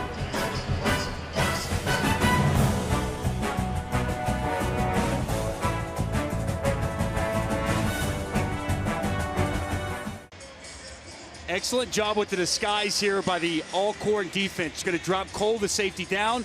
Roll Smith over the top. They show 2 high. It moves to 1. Get a little bit of a reroute on Bell as he tries to work up the field vertically. Quarterback Raynard never saw Smith roll over the top. Ball's overthrown. Big time interception for this Alcorn defense. Their 14th of the season. And a chance here. Decent field position at their own 31. P.J. Simmons in the backfield on 1st and 10. Little jet sweep action by Anthony Jr. Broke a tackle and a first down out to the 44-yard line. And a late flag thrown from behind the play.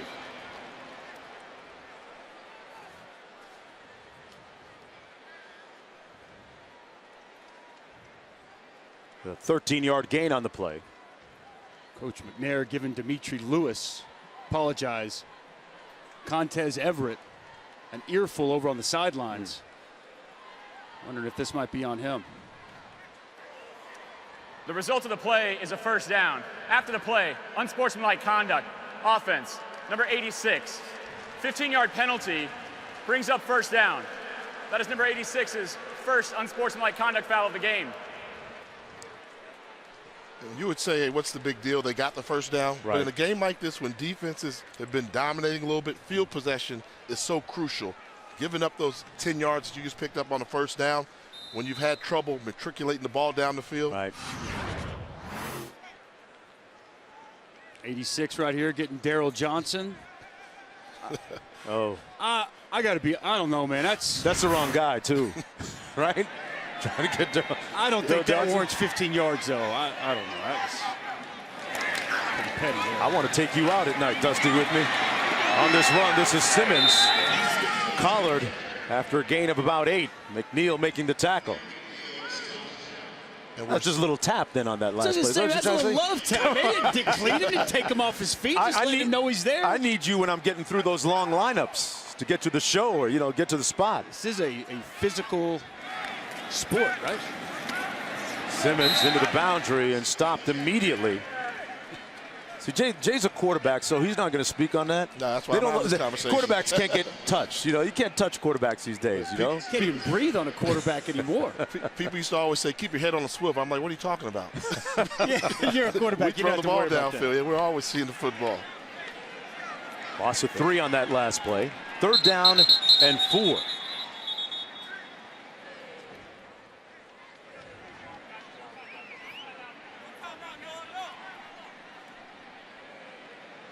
And Noah Johnson just took his hat off. Wilder back on the field. Had an outstanding first half for A&T defense. Several pass deflections and a leading tackler on this defense. And as we were told by the coaching staff this week, best linebacker, one of the better players they have on that side of the ball. Well, his teammates really gravitate towards him for a lot of different good reasons. Johnson steps up and tackled at the 36-yard line. Sam Blue, the guy with the motor that's always running at 100 miles per hour, with the tackle. No gain on the play. I want you to watch Sam Blue talking about containing a quarterback. He's going to be standing up outside. Watch him as he gets up the field, and then he has the ability to shut his rush down. He's going to work. He gets up to the level. He rips. It comes back underneath. You see how he ripped? He turned a corner, gets back underneath. If he doesn't make that play, Noah Johnson's running for a first down. Outstanding play by Sam Blue. They came out in a funky formation there on 4th down and now set up to punt. McCullough at his own 22. Ely back deep with Leslie. This is Leslie all the way back at the 16-yard line. A good punt, 48 yards. Time onto the field. When we come back, Roddy's going to be breaking down some of those alpha males. Story of the Greeks when we come back.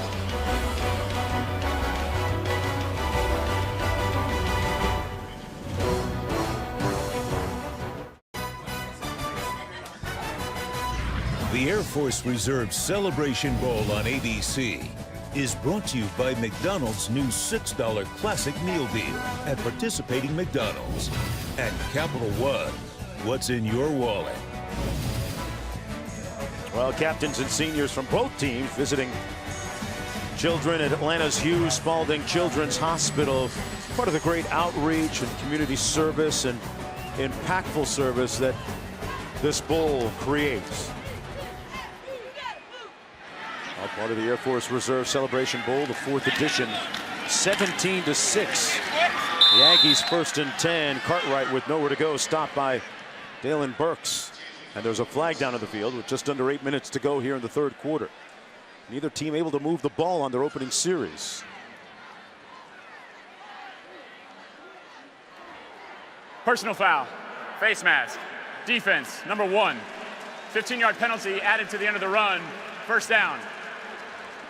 Roddy Jones, tell me about those famous alphas. Well, we talked about the Divine Nine, and the alphas started it all. So let's go back to some of the most notable alphas, and we've got some heavy hitters. Martin Luther King Jr., Thurgood Marshall, and Duke Ellington all claiming Alpha Phi Alpha as their fraternity. Some other notable alphas, our own Stuart Scott and Jay Harris, who's actually in the building today, is an alpha. Just listen to these first. The first black mayor of Birmingham, the first black mayor of Atlanta, of New York City, of New Orleans, the first Supreme Court justice, and the first NFL head coach were all members of Alpha Phi Alpha fraternity. Has some great lineage and history of the alphas. Of course, someone's going to be demanding equal coverage and documentation soon. Downfield, incomplete. No flag, and now a late flag thrown on the play. Malik Wilson protesting and got the flag thrown, working against Burks. I never thought he got his head back, Jay. Got to turn around. Interference. Defense, number 1. 15-yard penalty from the previous spot. Automatic first down.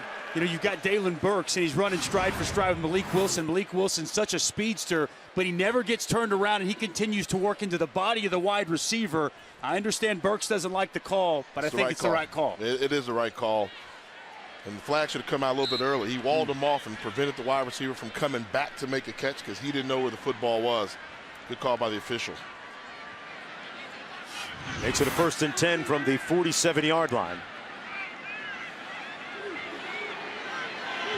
Bernard, the offensive player of the year last year in the conference. Looking to get his rhythm back, rolls out. Fires a strike complete to Leslie. Got a blocker out in front of him. Leslie finally tackled inside the 5 by Burks. 1st and goal, Aggies. Dusty, you said it early in the first half. For some reason today, Reynard just looks a lot more comfortable throwing on the run as opposed to the pocket. Great play selection. They get him outside the pocket on a little waggle action, throws a strike, and then the athleticism of Zachary Leslie kicks in. I love how Zachary Leslie works back to the football, and once he possesses it, makes one guy miss, and he gets down the sidelines. Excellent job on the comeback. Catches it, makes 2 defenders miss. Good blocking out in front. Look at that view. That's a fantastic nice shot. Whatever it is, Reynard, man, on the move. He's been fantastic here today. 1st and goal.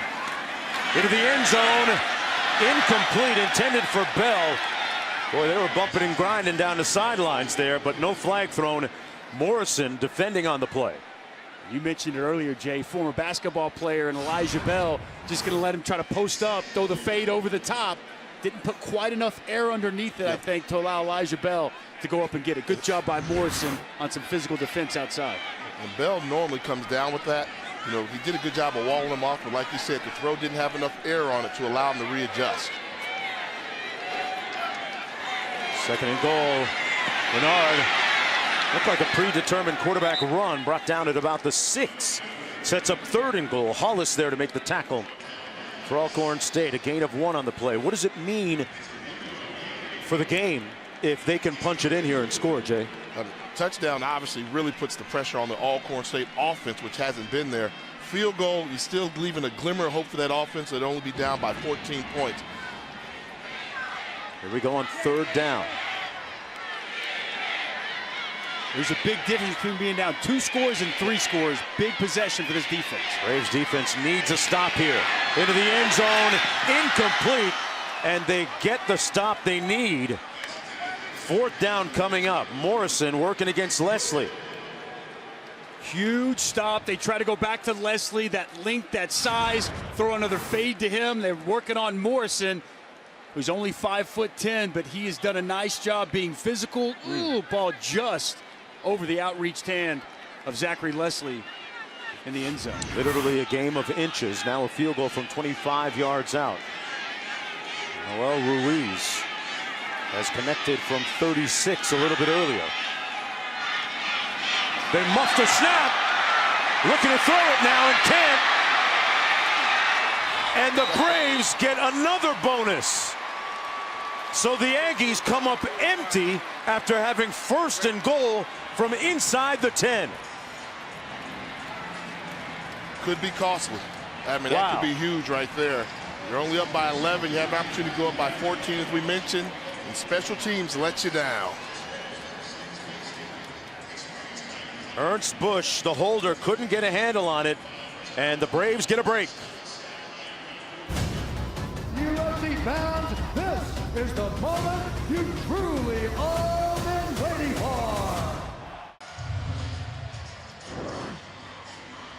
Well, here's one more look at that miscue on the snap and hold. Ernest Bush, the holder here. Guys, it looked like that's on him. He dropped it. His snap was a little bit high, but he's got to be able to grab that, put it down, and get a clean placement. Maybe that's why 67 typically isn't your holder. On the option into the boundary, this is Waller. Some good hard running, picks up about 8 on the play. Attacking the perimeter with the running game. They've given up on running in between the tackles. They're going on the perimeter now. This is what coaching is all about sometimes, right, Dusty? Yeah, I was watching this during the break, and Coach Washington goes right over to Ernest Bush after the big mistake, pats him on the head, and I love at the end they both walk away with a big smile. And this is Waller running away from the defense. One guy to beat, and brought down finally at the 28-yard line by Amir McNeil. But a spirited run and a dash by Waller, 48 yards. We talked about the ability to be a home run hitter, and that's what Deshaun Waller is. He found a crease and exploded. Big hole in the middle of that offensive line, just opens right up. Excellent job blocking, and as you mentioned, Deshaun Waller, a home run hitter, big-time speed in the open field. Longest play of the day by Waller here. Love the blocking here, and then how about the vision he has to see the hole and burst through it. See the acceleration in the open field. Exactly what this Alcorn State team needed. Felt like they were almost done. Backs against the wall. They get the stop. Muff snap on the field goal. Then a huge play created. The momentum of this game, man, it has completely swung the other direction. It's what we said, that it seems like Alcorn's going to have to rely on the big plays. They're not going to have the ability to pick up continual first downs. They need big plays from some of their big plays, their star players. Deshaun Waller trying to step up here in his hometown of Atlanta, Georgia. And Bush getting back in the lab, getting those hands right, getting his mind right after Coach came and coached him up and gave him a little encouragement a moment ago. I'm sure Ernest Bush does a fine job at that. All I was thinking was typically you see quarterbacks, right? I mean, I'm sure when you played quarterback a long time, I bet you were a holder. Yep. Under 5 minutes to go. Alcorn State making a move here. Trying to get back in this game. Over the top and high again. Noah Johnson misfiring, trying to find Tim McNair. Well, we have 3 more bowl games for you today. Coming up next, number 21 Fresno State squaring off against Herm Edwards, who did a great job this year at Arizona State in the Mitsubishi Motors Las Vegas Bowl over on ESPN. 5:30, it's Georgia Southern Eastern Michigan in the Raycom Media Camellia Bowl. And at 9, the R&L Carriers New Orleans Bowl from the Superdome. Middle Tennessee State quarterback Brent Stockhill playing his final game for his dad against App State. All 3 games also available on the app. 4:37 to go in the third. Keeper, Brown, Johnson. Touchdown, Braves! And here they come.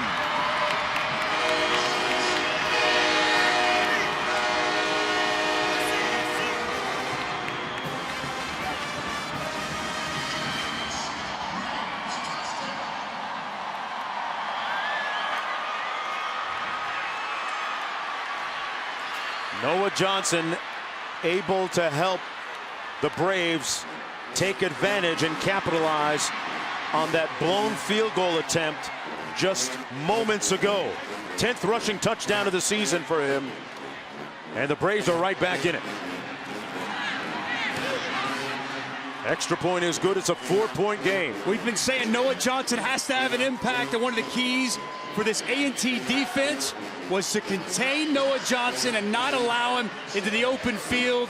Mission failed on that last touchdown, but it was an outstanding block by Jaquavian Bowles, the tight end, right here, the kick-out block, and then we're going to see Noah Johnson fit right off that block, then hit the sidelines, and at speed in the open field, you're not going to catch him. The SWAC Offensive Player of the Year takes it to the house, and Alcorn State back in this game. Boy, what a response after that muffed field goal. I told you the boys from the SIP weren't going to quit. They were going to show up with some big plays. For the first time, this place is starting to give me some feeling of being down on the reservation down in Lawrence, Mississippi, what they call their stadium. When they start doing the chops and the band's getting into it, normally good things are happening for the Alcorn State Braves. Finding their groove right now. This is 2.0 in terms of this rivalry and this rematch. They played in the inaugural Air Force Reserve Celebration Bowl back in 2015. Let's look at Pat White, one of the assistant coaches for the Braves. This is a short kickoff.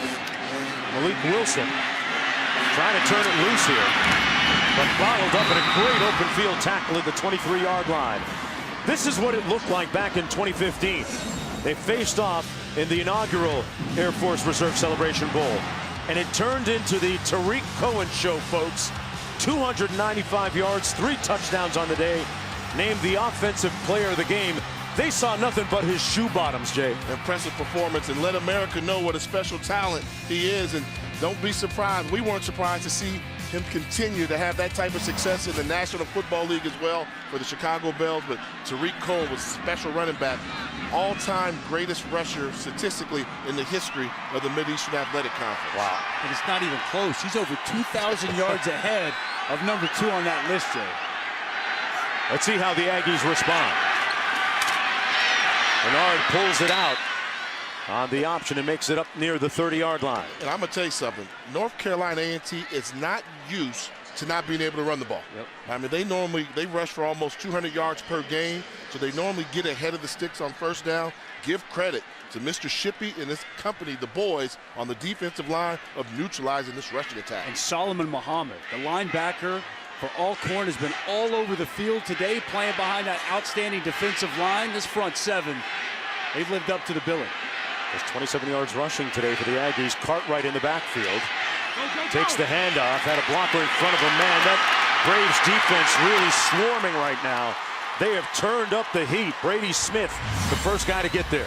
I mean, they just keep it going. They bring the pressure on a consistent basis at the line of scrimmage. Look at the purple jerseys getting behind the line of scrimmage. They do tackles for losses. That's what they do, and they've showed up here today. The front four, along with the linebackers, Dusty. And one thing that they've done an excellent job of, they play a lot of 2 high safeties, a lot of cover 4, a lot of cover 2.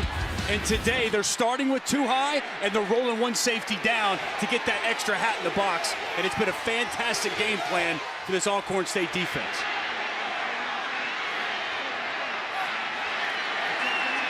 Pressure off the edge, backside heat. Incomplete. Terry Whittington was coming after Renard and drilled him just as he released it. Alcorn State is really revved up right now. Well, I've been waiting for Terry Whittington to make his presence felt all day. Outstanding rusher. You're going to see him on the top side. Watch him just win with speed.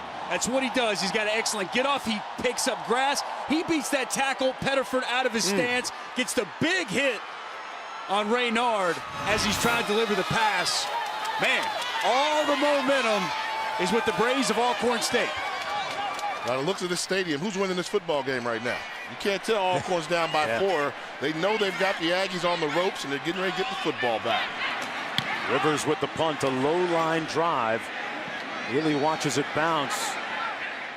And it'll be down at about the 36-yard lines. Alcorn State with momentum on their side, trailing by 4, 2:46 to go after that 36-yard punt. And you know what? Give credit to Coach McNair. Has he changed his demeanor the whole game? Stoic, he was down, business-like on the sidelines. He was down by 14, or now he's got it to a 4-point game with the ball. He's business as usual. And let's not forget the last possession. It was the big run by Waller, and then that set up the big run by Noah Johnson. Finally, one of the best rushing offenses in all the FCS showed us a glimpse of that on the previous drive. We'll see if they can match it on this possession. First down and 10. Noah Johnson up the middle again. Waller again. Still on his feet. He's got a blocker out in front. Tiptoeing. Finally pushed out of bounds. Back at the 11-yard line. But Chris Blair, his wide receiver, made a great block downfield to spring him loose even further. A 53-yard gallop. Offensive line is starting to get on the second level to help spring some of these runs. Deontay Brooks, Mustafa Ibrahim, nice job inside. Johnson kept it that time and slides into the 8-yard line. I'm curious to see what happens here. Remember before, Alcorn State defense was in the same predicament. Can they stop A&T from scoring a touchdown, settling for a field goal? That's what the Aggie defense has to do right now versus Alcorn State offense. By the way, Deshaun Waller, is he explosive or what? Man. Wow, $1.02 on the last 2 runs. Second down and 8. 3 receivers out to the bottom of your screen. Simmons in the backfield. Simmons takes the handoff, nowhere to go. He's going to lose about 3 yards. Richie Kittles, the first tackler to arrive. It'll be 3rd down. Good penetration there by Kittles off the edge. Also Sam Blue, the senior defensive end, with a good job playing the other side of the football.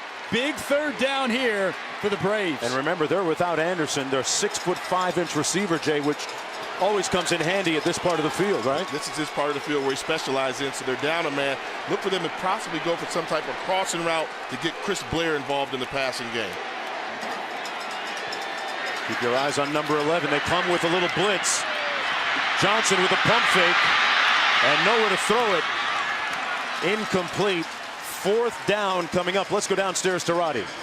Well, guys, before that play, this place is fired up on the Alcorn State side. I'm standing right in front of the band. The band was fired up and swaying. All the Greeks over here were fired up and swaying. The entire crew for Alcorn State in the corner over here was going bananas. And it's funny, we're looking across the field at the North Carolina A&T side, and they're all sitting on their hands. So the difference between the two is stark. Uncle Mo is definitely on the side of Alcorn State.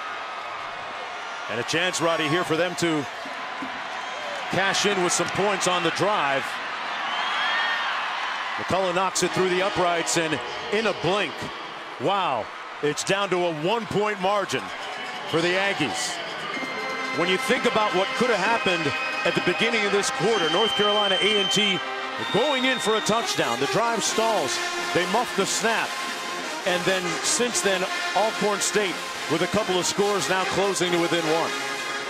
You always know when you start hearing the band get involved in the game, bad things are happening for the team playing them.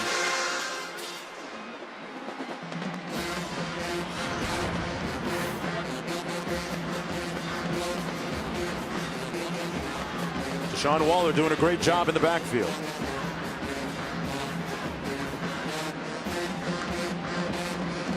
That last big Deshaun Waller run. Hits it up inside. Runs through arm tackles in the open field. I like that big block down the field by Chris Blair. Yeah. Deshaun Waller has re-energized this Alcorn State offense. Man, we got a ball game. They pop kick it down to the 21. Wilson, they're aware of his kickoff return abilities. Wilson found an alley. Wilson kicks into turbo. There's that smoke. Touchdown, Aggies.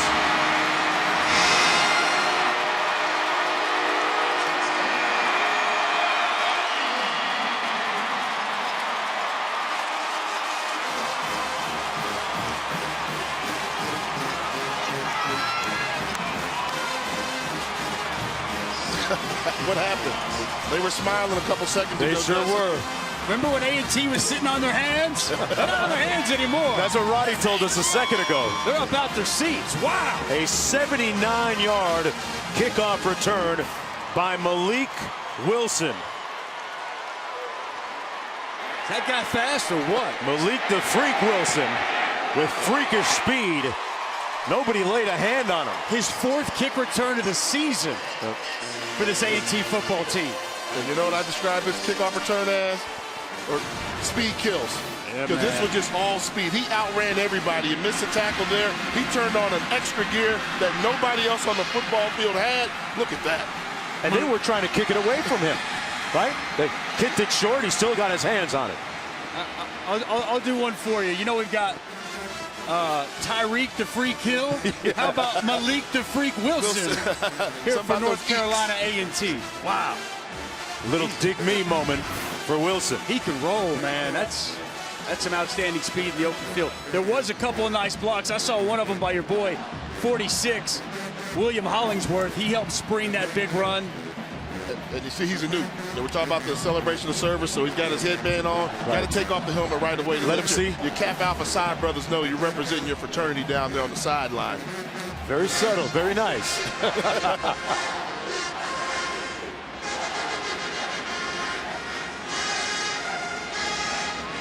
Well, the building is hot after that kickoff return.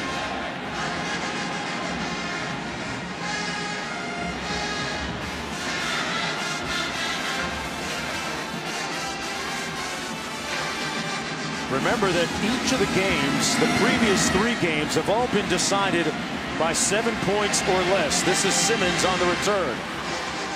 And he's tackled at about the 27-yard line. There's a flag down on the field.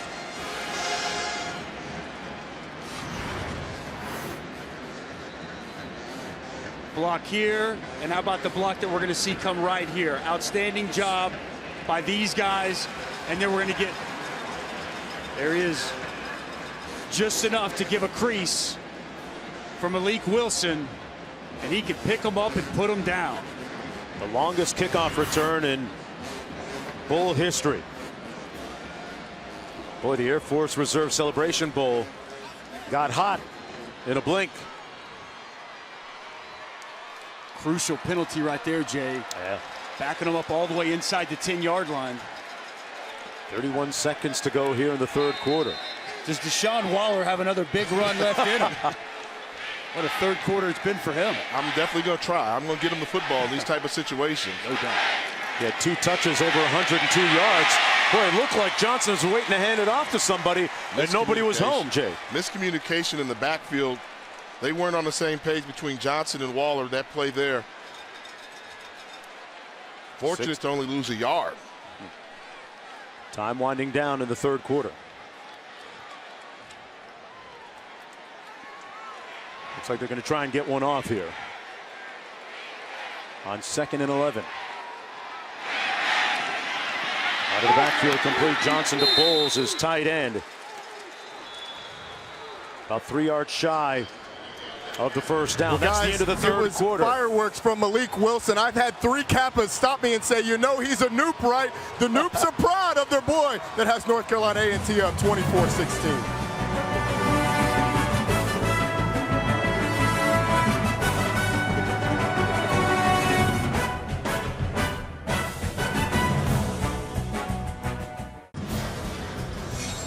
Welcome back, everyone, to the Air Force Reserve Celebration Bowl, part of Capital One Bowl Mania. And the building is hot as we start the fourth quarter of play. The rhythms of the Air Force Reserve Celebration Bowl happening on the field and in the stands.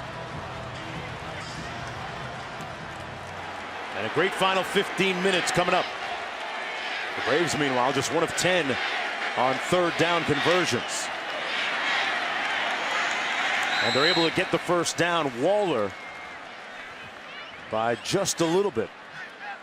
That's a crucial 3-yard pickup on 3rd and 3. And that's a tough, physical run by Deshaun Waller. We've seen the home run capability, the explosiveness, but right there you saw him just lower his shoulder, get hit about 1.5 yards shy of the first down, churn those legs, and muscle through to pick up a much-needed first down. Waller 14 rushes today, guys, for a total of 147 yards.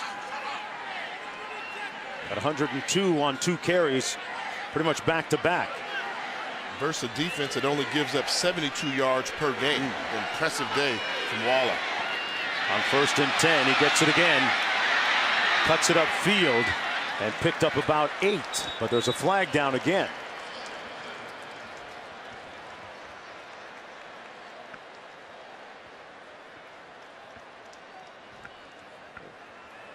Holding. Offense, number 86. 10-yard penalty. First down. That's going to come back. Second penalty this half by Contez Everett. Everett also had that personal foul that I actually didn't think should have been, but that definitely was a hold to negate a nice run there by Deshaun Waller. And it's so costly because if Alcorn's going to move the ball, you have to give the ball to Waller. They're going to ride Waller, but 1st and 20, you take it out of the hands of your best playmaker. Now you got to rely on the arms and legs of Noah Johnson. Good point. Johnson 2nd in the SWAC with 24 touchdowns accounted for this year. Fired high, incomplete for Chris Blair. And it brings up a quick 3rd and long.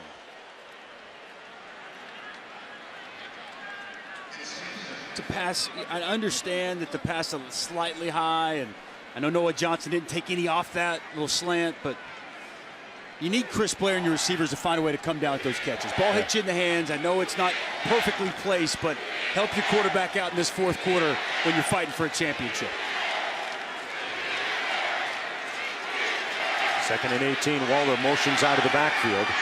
That pass complete over the middle to Juan Anthony Jr.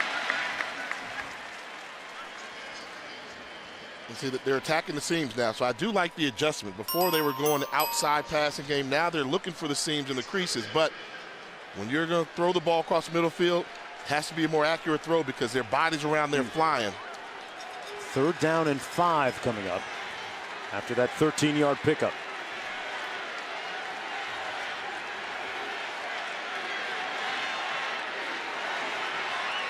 Man-to-man coverage. See what Johnson does with it. Keeps it himself. A little option look. He's going to pick up the 1st down and then some. Noah Johnson with a determined sprint. Picks up the 1st down, moves the chains with 13:06 to go. A 12-yard gain. Daryl Johnson, the defensive end on that side that Noah Johnson ran the speed option to, he got too far down inside and he allowed Noah Johnson the ability to get to the edge. Johnson with that great speed made them pay.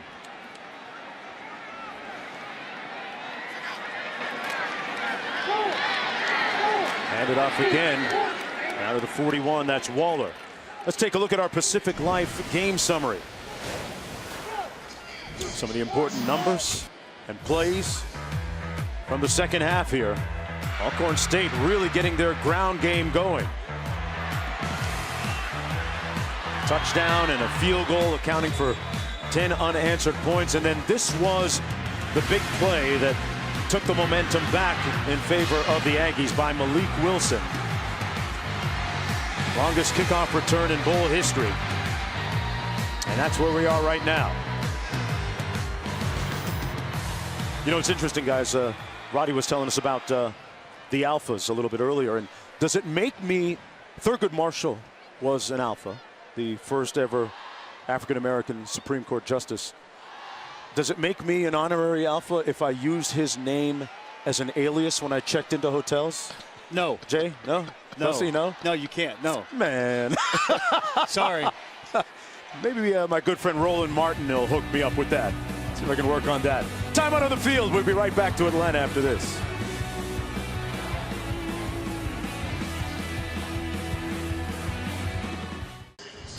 Well, we told you about the first black fraternity. Now it's the first black sorority, the Alpha Kappa Alpha. Some notable AKAs: Rosa Parks, Coretta Scott King, Maya Angelou, along with Wanda Sykes, Felicia Rashad, Toni Morrison, Star Jones, and her own Tiffany Green. It's interesting in doing the research. Honorary membership is the highest honor that the AKAs can give. Eleanor Roosevelt is actually an honorary AKA, but they have certainly made an imprint throughout history. That's a good one there. Now, Roddy, where were the AKAs founded? AKAs were founded at... Ball start. Offense, 69. 5-yard penalty. 1st down. Jay, it was at your alma mater, Howard University, the first one. You said it on the air. I didn't say it. That was a loaded question. I knew the answer when you asked it. Oh, ball at the 41. Fred McNair capturing his 5th consecutive SWAC East Division title this year. His team trailing here. Johnson with the keeper on the move. One guy to beat. Johnson striding, gliding, touchdown.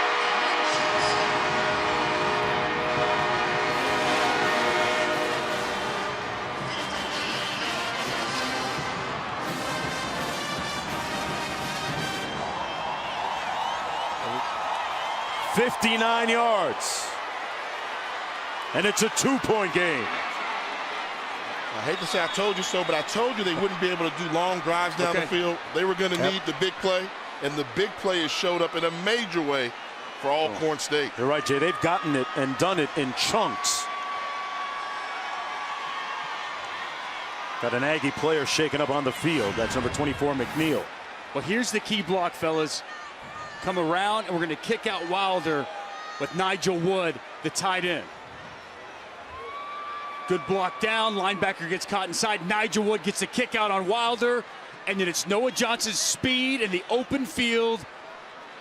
Pretty sure I might have been able to run through that hole. Gaping hole for Noah Johnson. Man, is he a big-time playmaker. And how about him finishing off the run? That could have been just a big gain for 30 or 40 yards. The great ones finish it off, outran the secondary defenders. And they're going to go for 2 here. Going for the tie. with just under 12 minutes to go. And the Aggies are going to call a timeout. You know, yesterday during walkthrough, had a chance to speak with quarterback Noah Johnson. And as we were speaking with him, I looked at his left hand, and he was sporting a lot of jewelry. A high school championship ring from his high school championship. And he was wearing his SWAC conference championship ring. I said, you got 2 of those. So what's up with that? He says, I'm getting ready to put a 3rd one on there in this game. He was sounding extremely confident, and he's backing it up right now with his play. I mean, he's a leader. What I really like about Noah Johnson, he just makes the right decisions with the football. He's got the athleticism to go around and hit you with the big play, but he's showing you the ultimate leadership, and it's on display here today. Especially here in the second half, their ability to run the football. Deshaun Waller's had some big runs, and that's opened up the outside for Noah Johnson. I think you're exactly right, Jay. He makes the right decisions. He makes the proper reads, and he really puts a lot of stress on opposing defenses. So let me get you, Dusty. You're here checking out HBCU football game. What do you think, man? I think it's been fantastic, man. I really do. I mean, this is as exciting as a game we've done all season long, and we got a championship on the line, man. Yes, It don't get much better than this. It's going for 2 here. Going for the tie. Into the end zone. Did he hang on to it? Incomplete. Batted away by Bethea. Ooh. Chris Blair says he caught it. He wants him to take a look at it. And what a great read by Noah Johnson going to that secondary wide receiver. The pick didn't work. Bad sign there as Noah Johnson grabbing his right hamstring a moment ago. That's a bad sign. And they play the replay on the big board, and the fans insisting that maybe it was a catch. There's another look at it. Wow, that looked like a reception, but we'll see on the other side.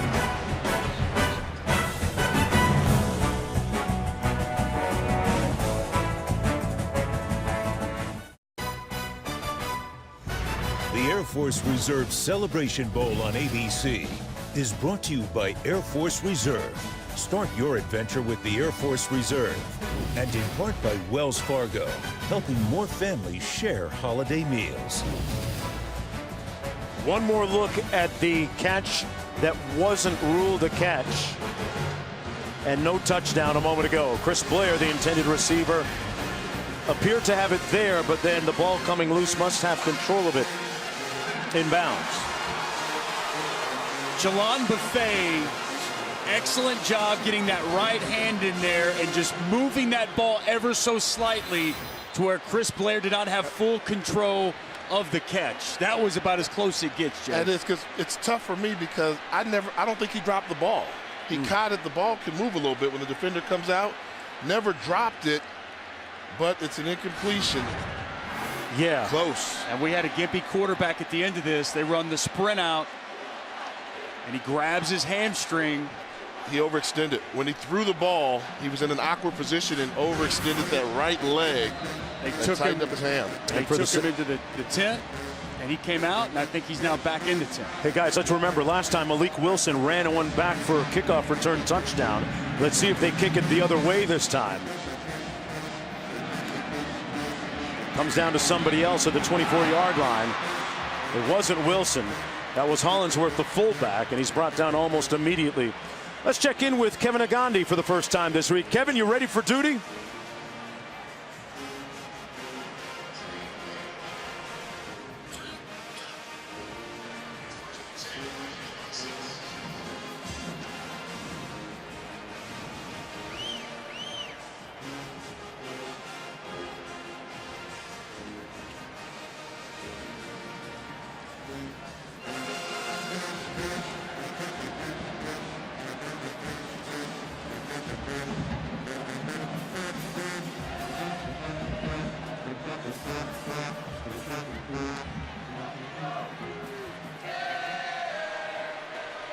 All right, back here, first down and 10. Cartwright in the backfield. Bernard at quarterback on the toss.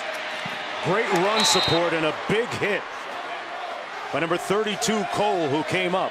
He's their leading tackler coming into the ball game. And now let's take a look at the Bowl Cup Challenge brought to you by Progressive. Well, that's what it looked like last year. The Big Ten going 7-1. The Pac-12 at the other end of the spectrum, 1-8. Hey, what about the Fun Belt, man? The Sun Belt, the Fun Belt. Hey. 4-1, pretty impressive. Pretty good. That is impressive. There we go. Bernard got rid of it quickly. 3-step drop to Bell. 6-yard gain on the play. Third down coming up for the Aggies. Been really impressed today with this Alcorn State Brave defense and their rush defense. I mean, we talked about it all throughout the day. This North Carolina A&T team does so much running,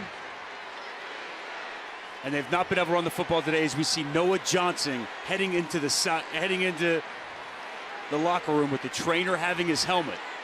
Wow. Very, very scary situation for that Alcorn State offense. Yeah, Felix Harper is the backup quarterback for Noah Johnson, and he did get a snap already today, came in for a play. But being able to go the distance in the fourth quarter in a 2-point football game for the Black College National Championship, now that is a different story. There's a look at him on the sidelines, Felix Harper, a 5'11" sophomore from Fairburn, Georgia.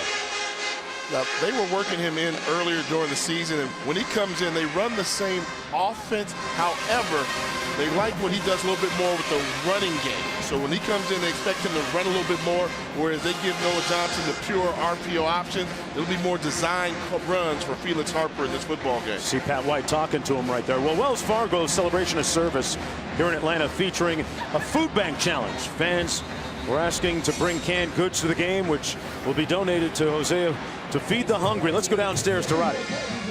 Well, Mark, this was stimulated and really put forward by the Divine Nine. This is the first annual celebration of service.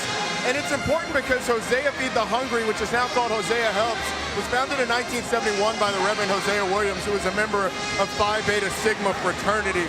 And this is something that the Divine Nine has told me they're going to continue to do on a regular basis, to get out in the community, to tell their story. The presidents, the international presidents are here, and they are proud of the service that they are doing. Great work. Little receiver screen complete to Leslie, who picks up the first down, gets out beyond the 40. I like the play design. They run the fake toss to the field, and they come back to the boundary with the screen that we've seen a couple times on third down from Zachary Leslie. And the rushing yards are staggering right now. 316 for Alcorn against the #1 rush defense in the FCS. And how about the job Alcorn's done completely shutting down A&T's ability to run the football? Wow. Little over 10 minutes to go in the fourth quarter here. Hollinsworth in motion, the fullback. They come across the formation with it. Cartwright ran into some heavy traffic, really never could get it going. Shippey was the first one to bottle that thing up, along with Terry Whittington. Love watching the tape on my man Sterling Shippey. Look at him getting penetration in the backfield. He's 5 yards deep in the backfield when he made contact with the running back, Cartwright. It goes back to what I said. North Carolina A&T looks out of rhythm because they're just not used to not being able to pick up positive yards on first and second down running the football. Noah Johnson back on the sidelines. We'll see if he'll go when they get the ball. 9:15 to play. Bernard, his counterpart, put his hat down and ended up picking up about 5 yards on the play. Whittington making the tackle. That's a big part of their offense. A little lead draw that we haven't seen much of today.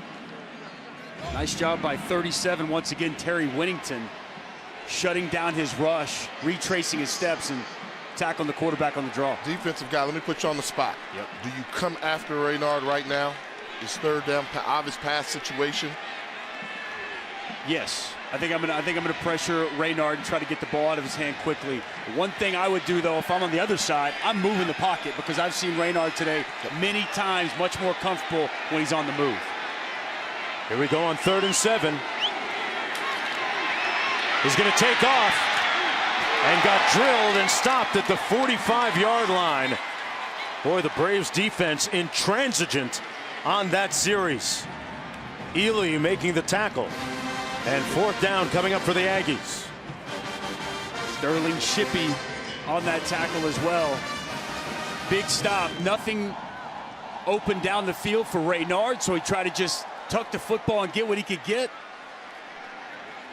But the Alcorn State defense was up to the task. Big-time stop once again, and man, as we showed those rushing yards, feels like this entire game has shifted to the way of the Braves. Here's Rivers punting to Ely, who calls for the fair catch at the 15-yard line. 7:39 to go after that 40-yard punt. Here in Atlanta, where the players play. 7:39 to go. We'll be right back.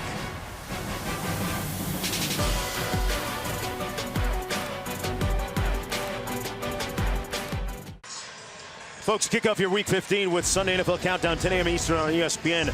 Before he tries to snap the Cowboys' 5-game winning streak, Andrew Luck went one-on-one with his former teammate, Matt Hasselbeck. Plus, Tom Brady takes on Ben Roethlisberger. Behind-the-scenes look at the wild finish they authored the last time they squared off. Sunday NFL Countdown, 10 a.m. Eastern on ESPN. And I still can't see enough of the Miami Miracle against the Patriots last week by those Dolphins.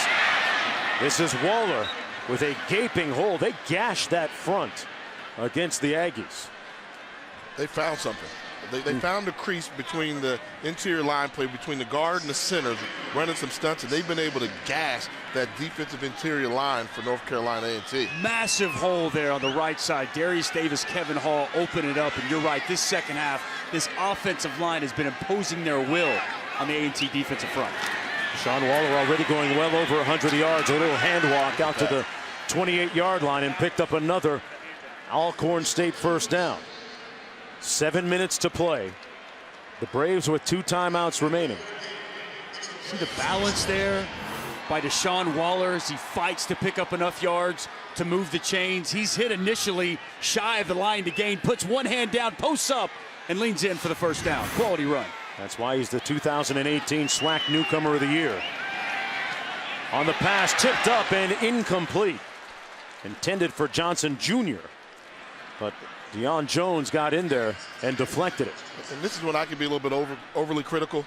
I think you're starting to establish control of the line of scrimmage, running the football on first down. You're starting to get Waller feeling it a little bit. I don't like the first down pass. 2nd down and 10. Ryan Stanchek, the offensive coordinator, making sure that Johnson has the play. They run it on 2nd down. Waller stopped up with a 1-yard gain, so it'll be 3rd down and 9 with 6.5 minutes to go. Richie Kittles, number 18 right there, coming up from his safety spot to make the tackle. Well, they walk Richie Kittles down to the line of scrimmage, and he makes a big hit in the backfield on Deshaun Waller. And we were told during the week, he's not a big hitter, he's more of a cover guy, showing some tackling ability there. Transfer from FIU. Time to convert here on 3rd down. Johnson double clutched and was almost picked off on the play by Wilder. Wilder has had a couple of opportunities here this afternoon to pick passes off, but hasn't been able to squeeze it. Which, Jay, that's why he's playing on defense, right? Yeah, that's why he's a linebacker. He's done a good job in his drop coverage all afternoon. He did. I want you to watch Noah Johnson, though. I noticed this. He's hurt. Watch, he can't open up a run. See how he's limping right there? Oh, yeah. Regular Noah Johnson's going to take that and maybe run with it. That hamstring's really bothered him, so I give him a lot of credit for just being out there and being the tough guy to try to will his football team to a victory. But you guys are right. Wilder, boy, he dropped that one, hit him right in the hands. There's the punt. McCullough. And back at the 26-yard line, Leslie with the catch. A 46-yard punt. The Aggies trying to hang on and make it 2 in a row in this game against the Braves.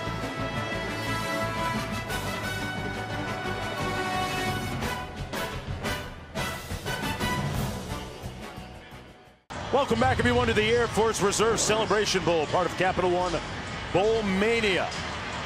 Let's go downstairs to Roddy Jones.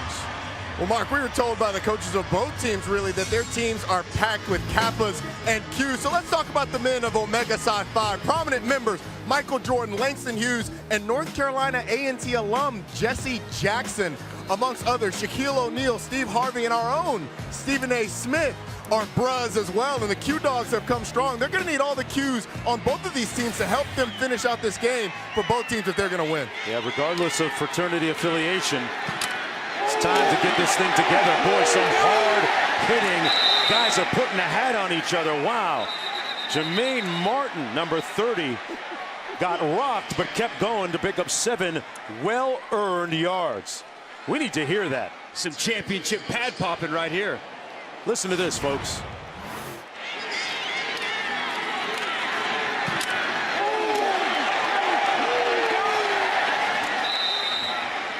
The term is what, throwing leather? When you hear sound like that, you know it's not leather. Second and 3. That's pad on pad. That's pad on pad. That's fiberglass on fiberglass. That's some hitting. Cartwright with the run. Sets up a 3rd down and short. You quarterbacks would know nothing about that. Yeah, Jay. That's why we play quarterback. Looking all clean and pretty. 3rd and 1. Bernard going to try and do it himself. Second effort. Oh, boy, he rolled off the end of that line, and depending on the spot, looks like he was actually able to pick up that 1st down. Your boy Sterling Shippey got underneath the center and pushed him up, raised him high. As a quarterback taking a QB sneak, you cannot get elevated high. He was raised high and barely got that 1st down. Leg drive. He got the 1st down. Here's Cartwright.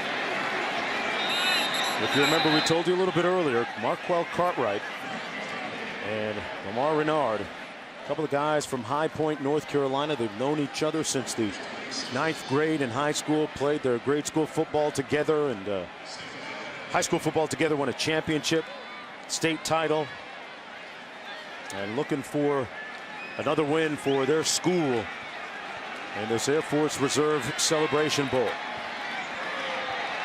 It'll be their 3rd in the last 4 years. Renard, Cartwright, close to the 1st down. Let's see where they mark it.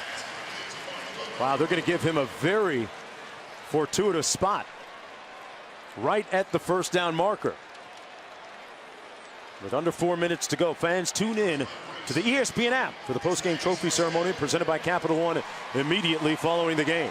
I like the play call right there because even though it's not a run, it's boot action. We've seen Renard so much better outside the pocket, and he has an outlet in the running back right out in front. He can either run that or he can make the easy pass where there's no harm and get quality yardage. I really like the play call and execution by the A&T offense.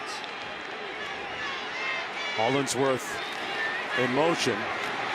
Pass complete. Now to the 35-yard line, that's Zachary Leslie. A 19-yard pickup and a missed tackle by Brady Smith on that play. And we're starting to see why Lamar Renard wins. He's had his ups and downs in this game, but when the game's on the line, crucial, got to pick up a couple 1st downs to hold on to the lead. He delivers with the strike. Hands it off to his tailback. Martin on the carry, and Alcorn State with only 2 timeouts remaining. This is where you milk the clock. They snapped that ball with 28 seconds left. I understand you get excited, you make a couple of plays, and you want to get that extra touchdown. You got a 2-point lead, and all you need is a couple more 1st downs, and this game is over. Hurry up is not the way they want to go right now. And did not force Alcorn State to call a timeout. You're going to stab it that quick. They didn't call timeout, so they saved one. Johnson hoping for another opportunity. On 2nd and 9. This time they snap it all the way down to 3. And nowhere to go from Martin. And now you would think that Alcorn State would call one of those 2 remaining timeouts. And they do. You talked a little bit about the tandem of Marquell Cartwright and Lamar Renard. One thing I really like about Marquell Cartwright, he was the understudy to Tariq Cohen for 3 years.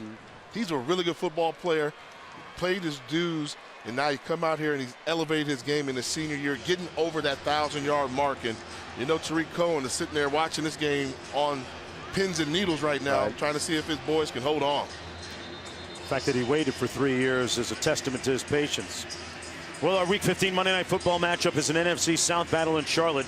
Drew Brees and the Saints clinched the division Sunday, but now look for home field advantage throughout the playoffs, while Cam Newton, Christian McCaffrey, and the Panthers are desperate for a win to keep their playoff hopes alive. 8:15 Eastern, 5:15 Pacific on ESPN, ESPN Deportes, and available on the ESPN app, so you can watch the game anywhere. And Cohen here on the sideline. Actually, just playing. If I say he's got a big game tomorrow against the Panthers, he better not be here in the ATL. This is the Black College National Championship. You rent that private jet and you come on through. Biggest play of the game right here. Crucial 3rd and 11 for this Alcorn defense.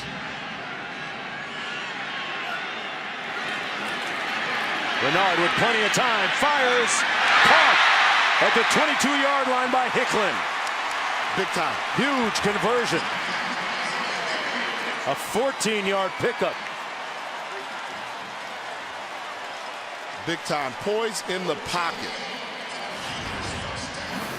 And what do you say, Dusty? You have to start off having a pocket. But look at the poise there. Sits there, goes through his reads, clean pocket, delivers a strike. That's why Lamar Reynard continues to win. Protection, protection, protection. Something they haven't done a great job of all day, and it's credit to the Alcorn defensive line for the pressure they've been able to get. But the offensive line stood up, gave Reynard the time, and he found his target for the biggest play in this game. On 1st and 10, hands it off to his former high school teammate Cartwright. Approaching 1 minute to go, and I'm not running any plays. Yeah, well, I don't understand why not taking a knee. Let's check in with Kevin Agandi.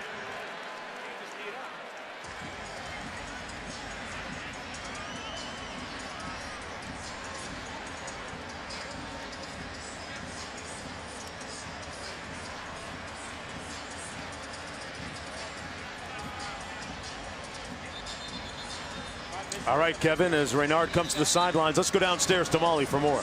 Well, Mark, let's just remember what we talked about at the beginning of the game. Sam Washington came up to me before the game and said that Reynard felt like he had something to prove today. He was upset that he went from 2017's Offensive Player of the Year to now not even making the first team in his conference. So you can tell he has a fire in him. He's been a leader all day on these sidelines, telling his team, no matter what happens, good or bad, we need to win this game. You can see him willing his team to a win. Yeah, great way to come full circle in a matter of speaking. He actually played in this game 4 years ago against Alcorn State. This should be a knee. Without question. They should not do anything but snap it and take a knee. I think only bad things can happen. Otherwise, Renard 18 of 30. Hands it off to Cartwright. And Alcorn State with no timeouts remaining, looking for their 3rd Air Force Reserve Celebration Bowl title in the last 4 years. As we take a look back with the Air Force Reserve drive recap. This was a huge and pivotal part of the game. The kickoff return by Malik Wilson. Some 77 yards later, that snatched the momentum back in favor of A&T. Rebounding from that muffed field goal attempt. How big was that? Those were the only points for North Carolina A&T in this second half. So, and you know, when we were talking with Coach Washington, beautiful national championship trophy that is making its way to the field. We talked to Coach Washington this week. He had 3 keys to win a game. Number 1, stop the run, which they have not done today. No, right? Okay, number 2, protect the football they have, and number 3, win the kicking game. And it's we focus so much in football. I do it, and everyone does it. We focus so much on the offense and defense, and it's almost if we forget about the special teams game. Special teams been huge for this North Carolina A&T team this year, and it was the biggest play of the day with that Wilson kick return for a touchdown. Reynard and Sam Washington, the brain trust, respectively, embracing. This one is cooked, glazed, and sliced as A&T will defeat Alcorn State 24-22. As we take a look at today's Capital One Player of the Game, Lamar Reynard, the victorious quarterback for A&T. Threw for 18 touchdowns during the regular season. And a couple of touchdowns today, was 18 of 30 for almost 300 yards. One of the winningest quarterbacks in FCS football history, winningest quarterback in the Mid-Eastern Athletic Conference, playing his final collegiate game here on the national stage. When they couldn't run the ball, they counted on his leadership to will them to this victory. Good day for the Omega quarterback. And how about this senior class and the legacy they're leaving at A&T? 41 wins now on their career, 3 MEAC titles, and their 3rd HBCU national championship. That's leaving a footprint, that's leaving a legacy at that school. I like what the coach said about it. He said, talking about this class, we're going to miss you on the field, but you will definitely be remembered for what you did for North Carolina A&T State University. Let's go downstairs to Molly McGrath for more. Mark, I'm with a very emotional Lamar Reynard, and you told me that it wouldn't really hit you that this would be your last game in this uniform until you hoisted up that trophy. You are about to do that. What is going through your mind right now? All I have to say, man, God is so good, man. We went through so much as a team, and personally, I just went through so much this year. A lot of people counted me out. I even counted myself out. But God, man, God is so good. And I just want to say thank you to my fans, the coaches, the players. I love y'all boys, and I'm glad we can go out on top. Coach Washington told me before the game you went into this one feeling like you had something to prove. You had a chip on your shoulder.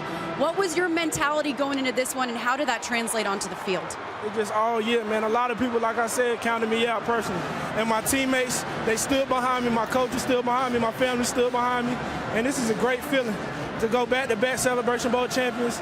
God is good, and I'm going to keep saying that God is so good. Back-to-back national champions. What does that say about the legacy, especially of this senior class? Man, my guys, man, my senior class, we fought so hard every single day in practice, in the film room, in the weight room. I'm so proud of my guys, and I'm glad that, we could go out on top. Congratulations on the win. Go celebrate with your teammates, Lamar. Appreciate you. He understated the fact that he played through adversity, talking about a concussion at one point, kidney stones, a groin injury, and he's our game MVP. The senior class will be remembered. They go 41-7 and another national championship. For Dusty, Molly, Roddy, and Jay, I'm Mark Jones. So long from Atlanta.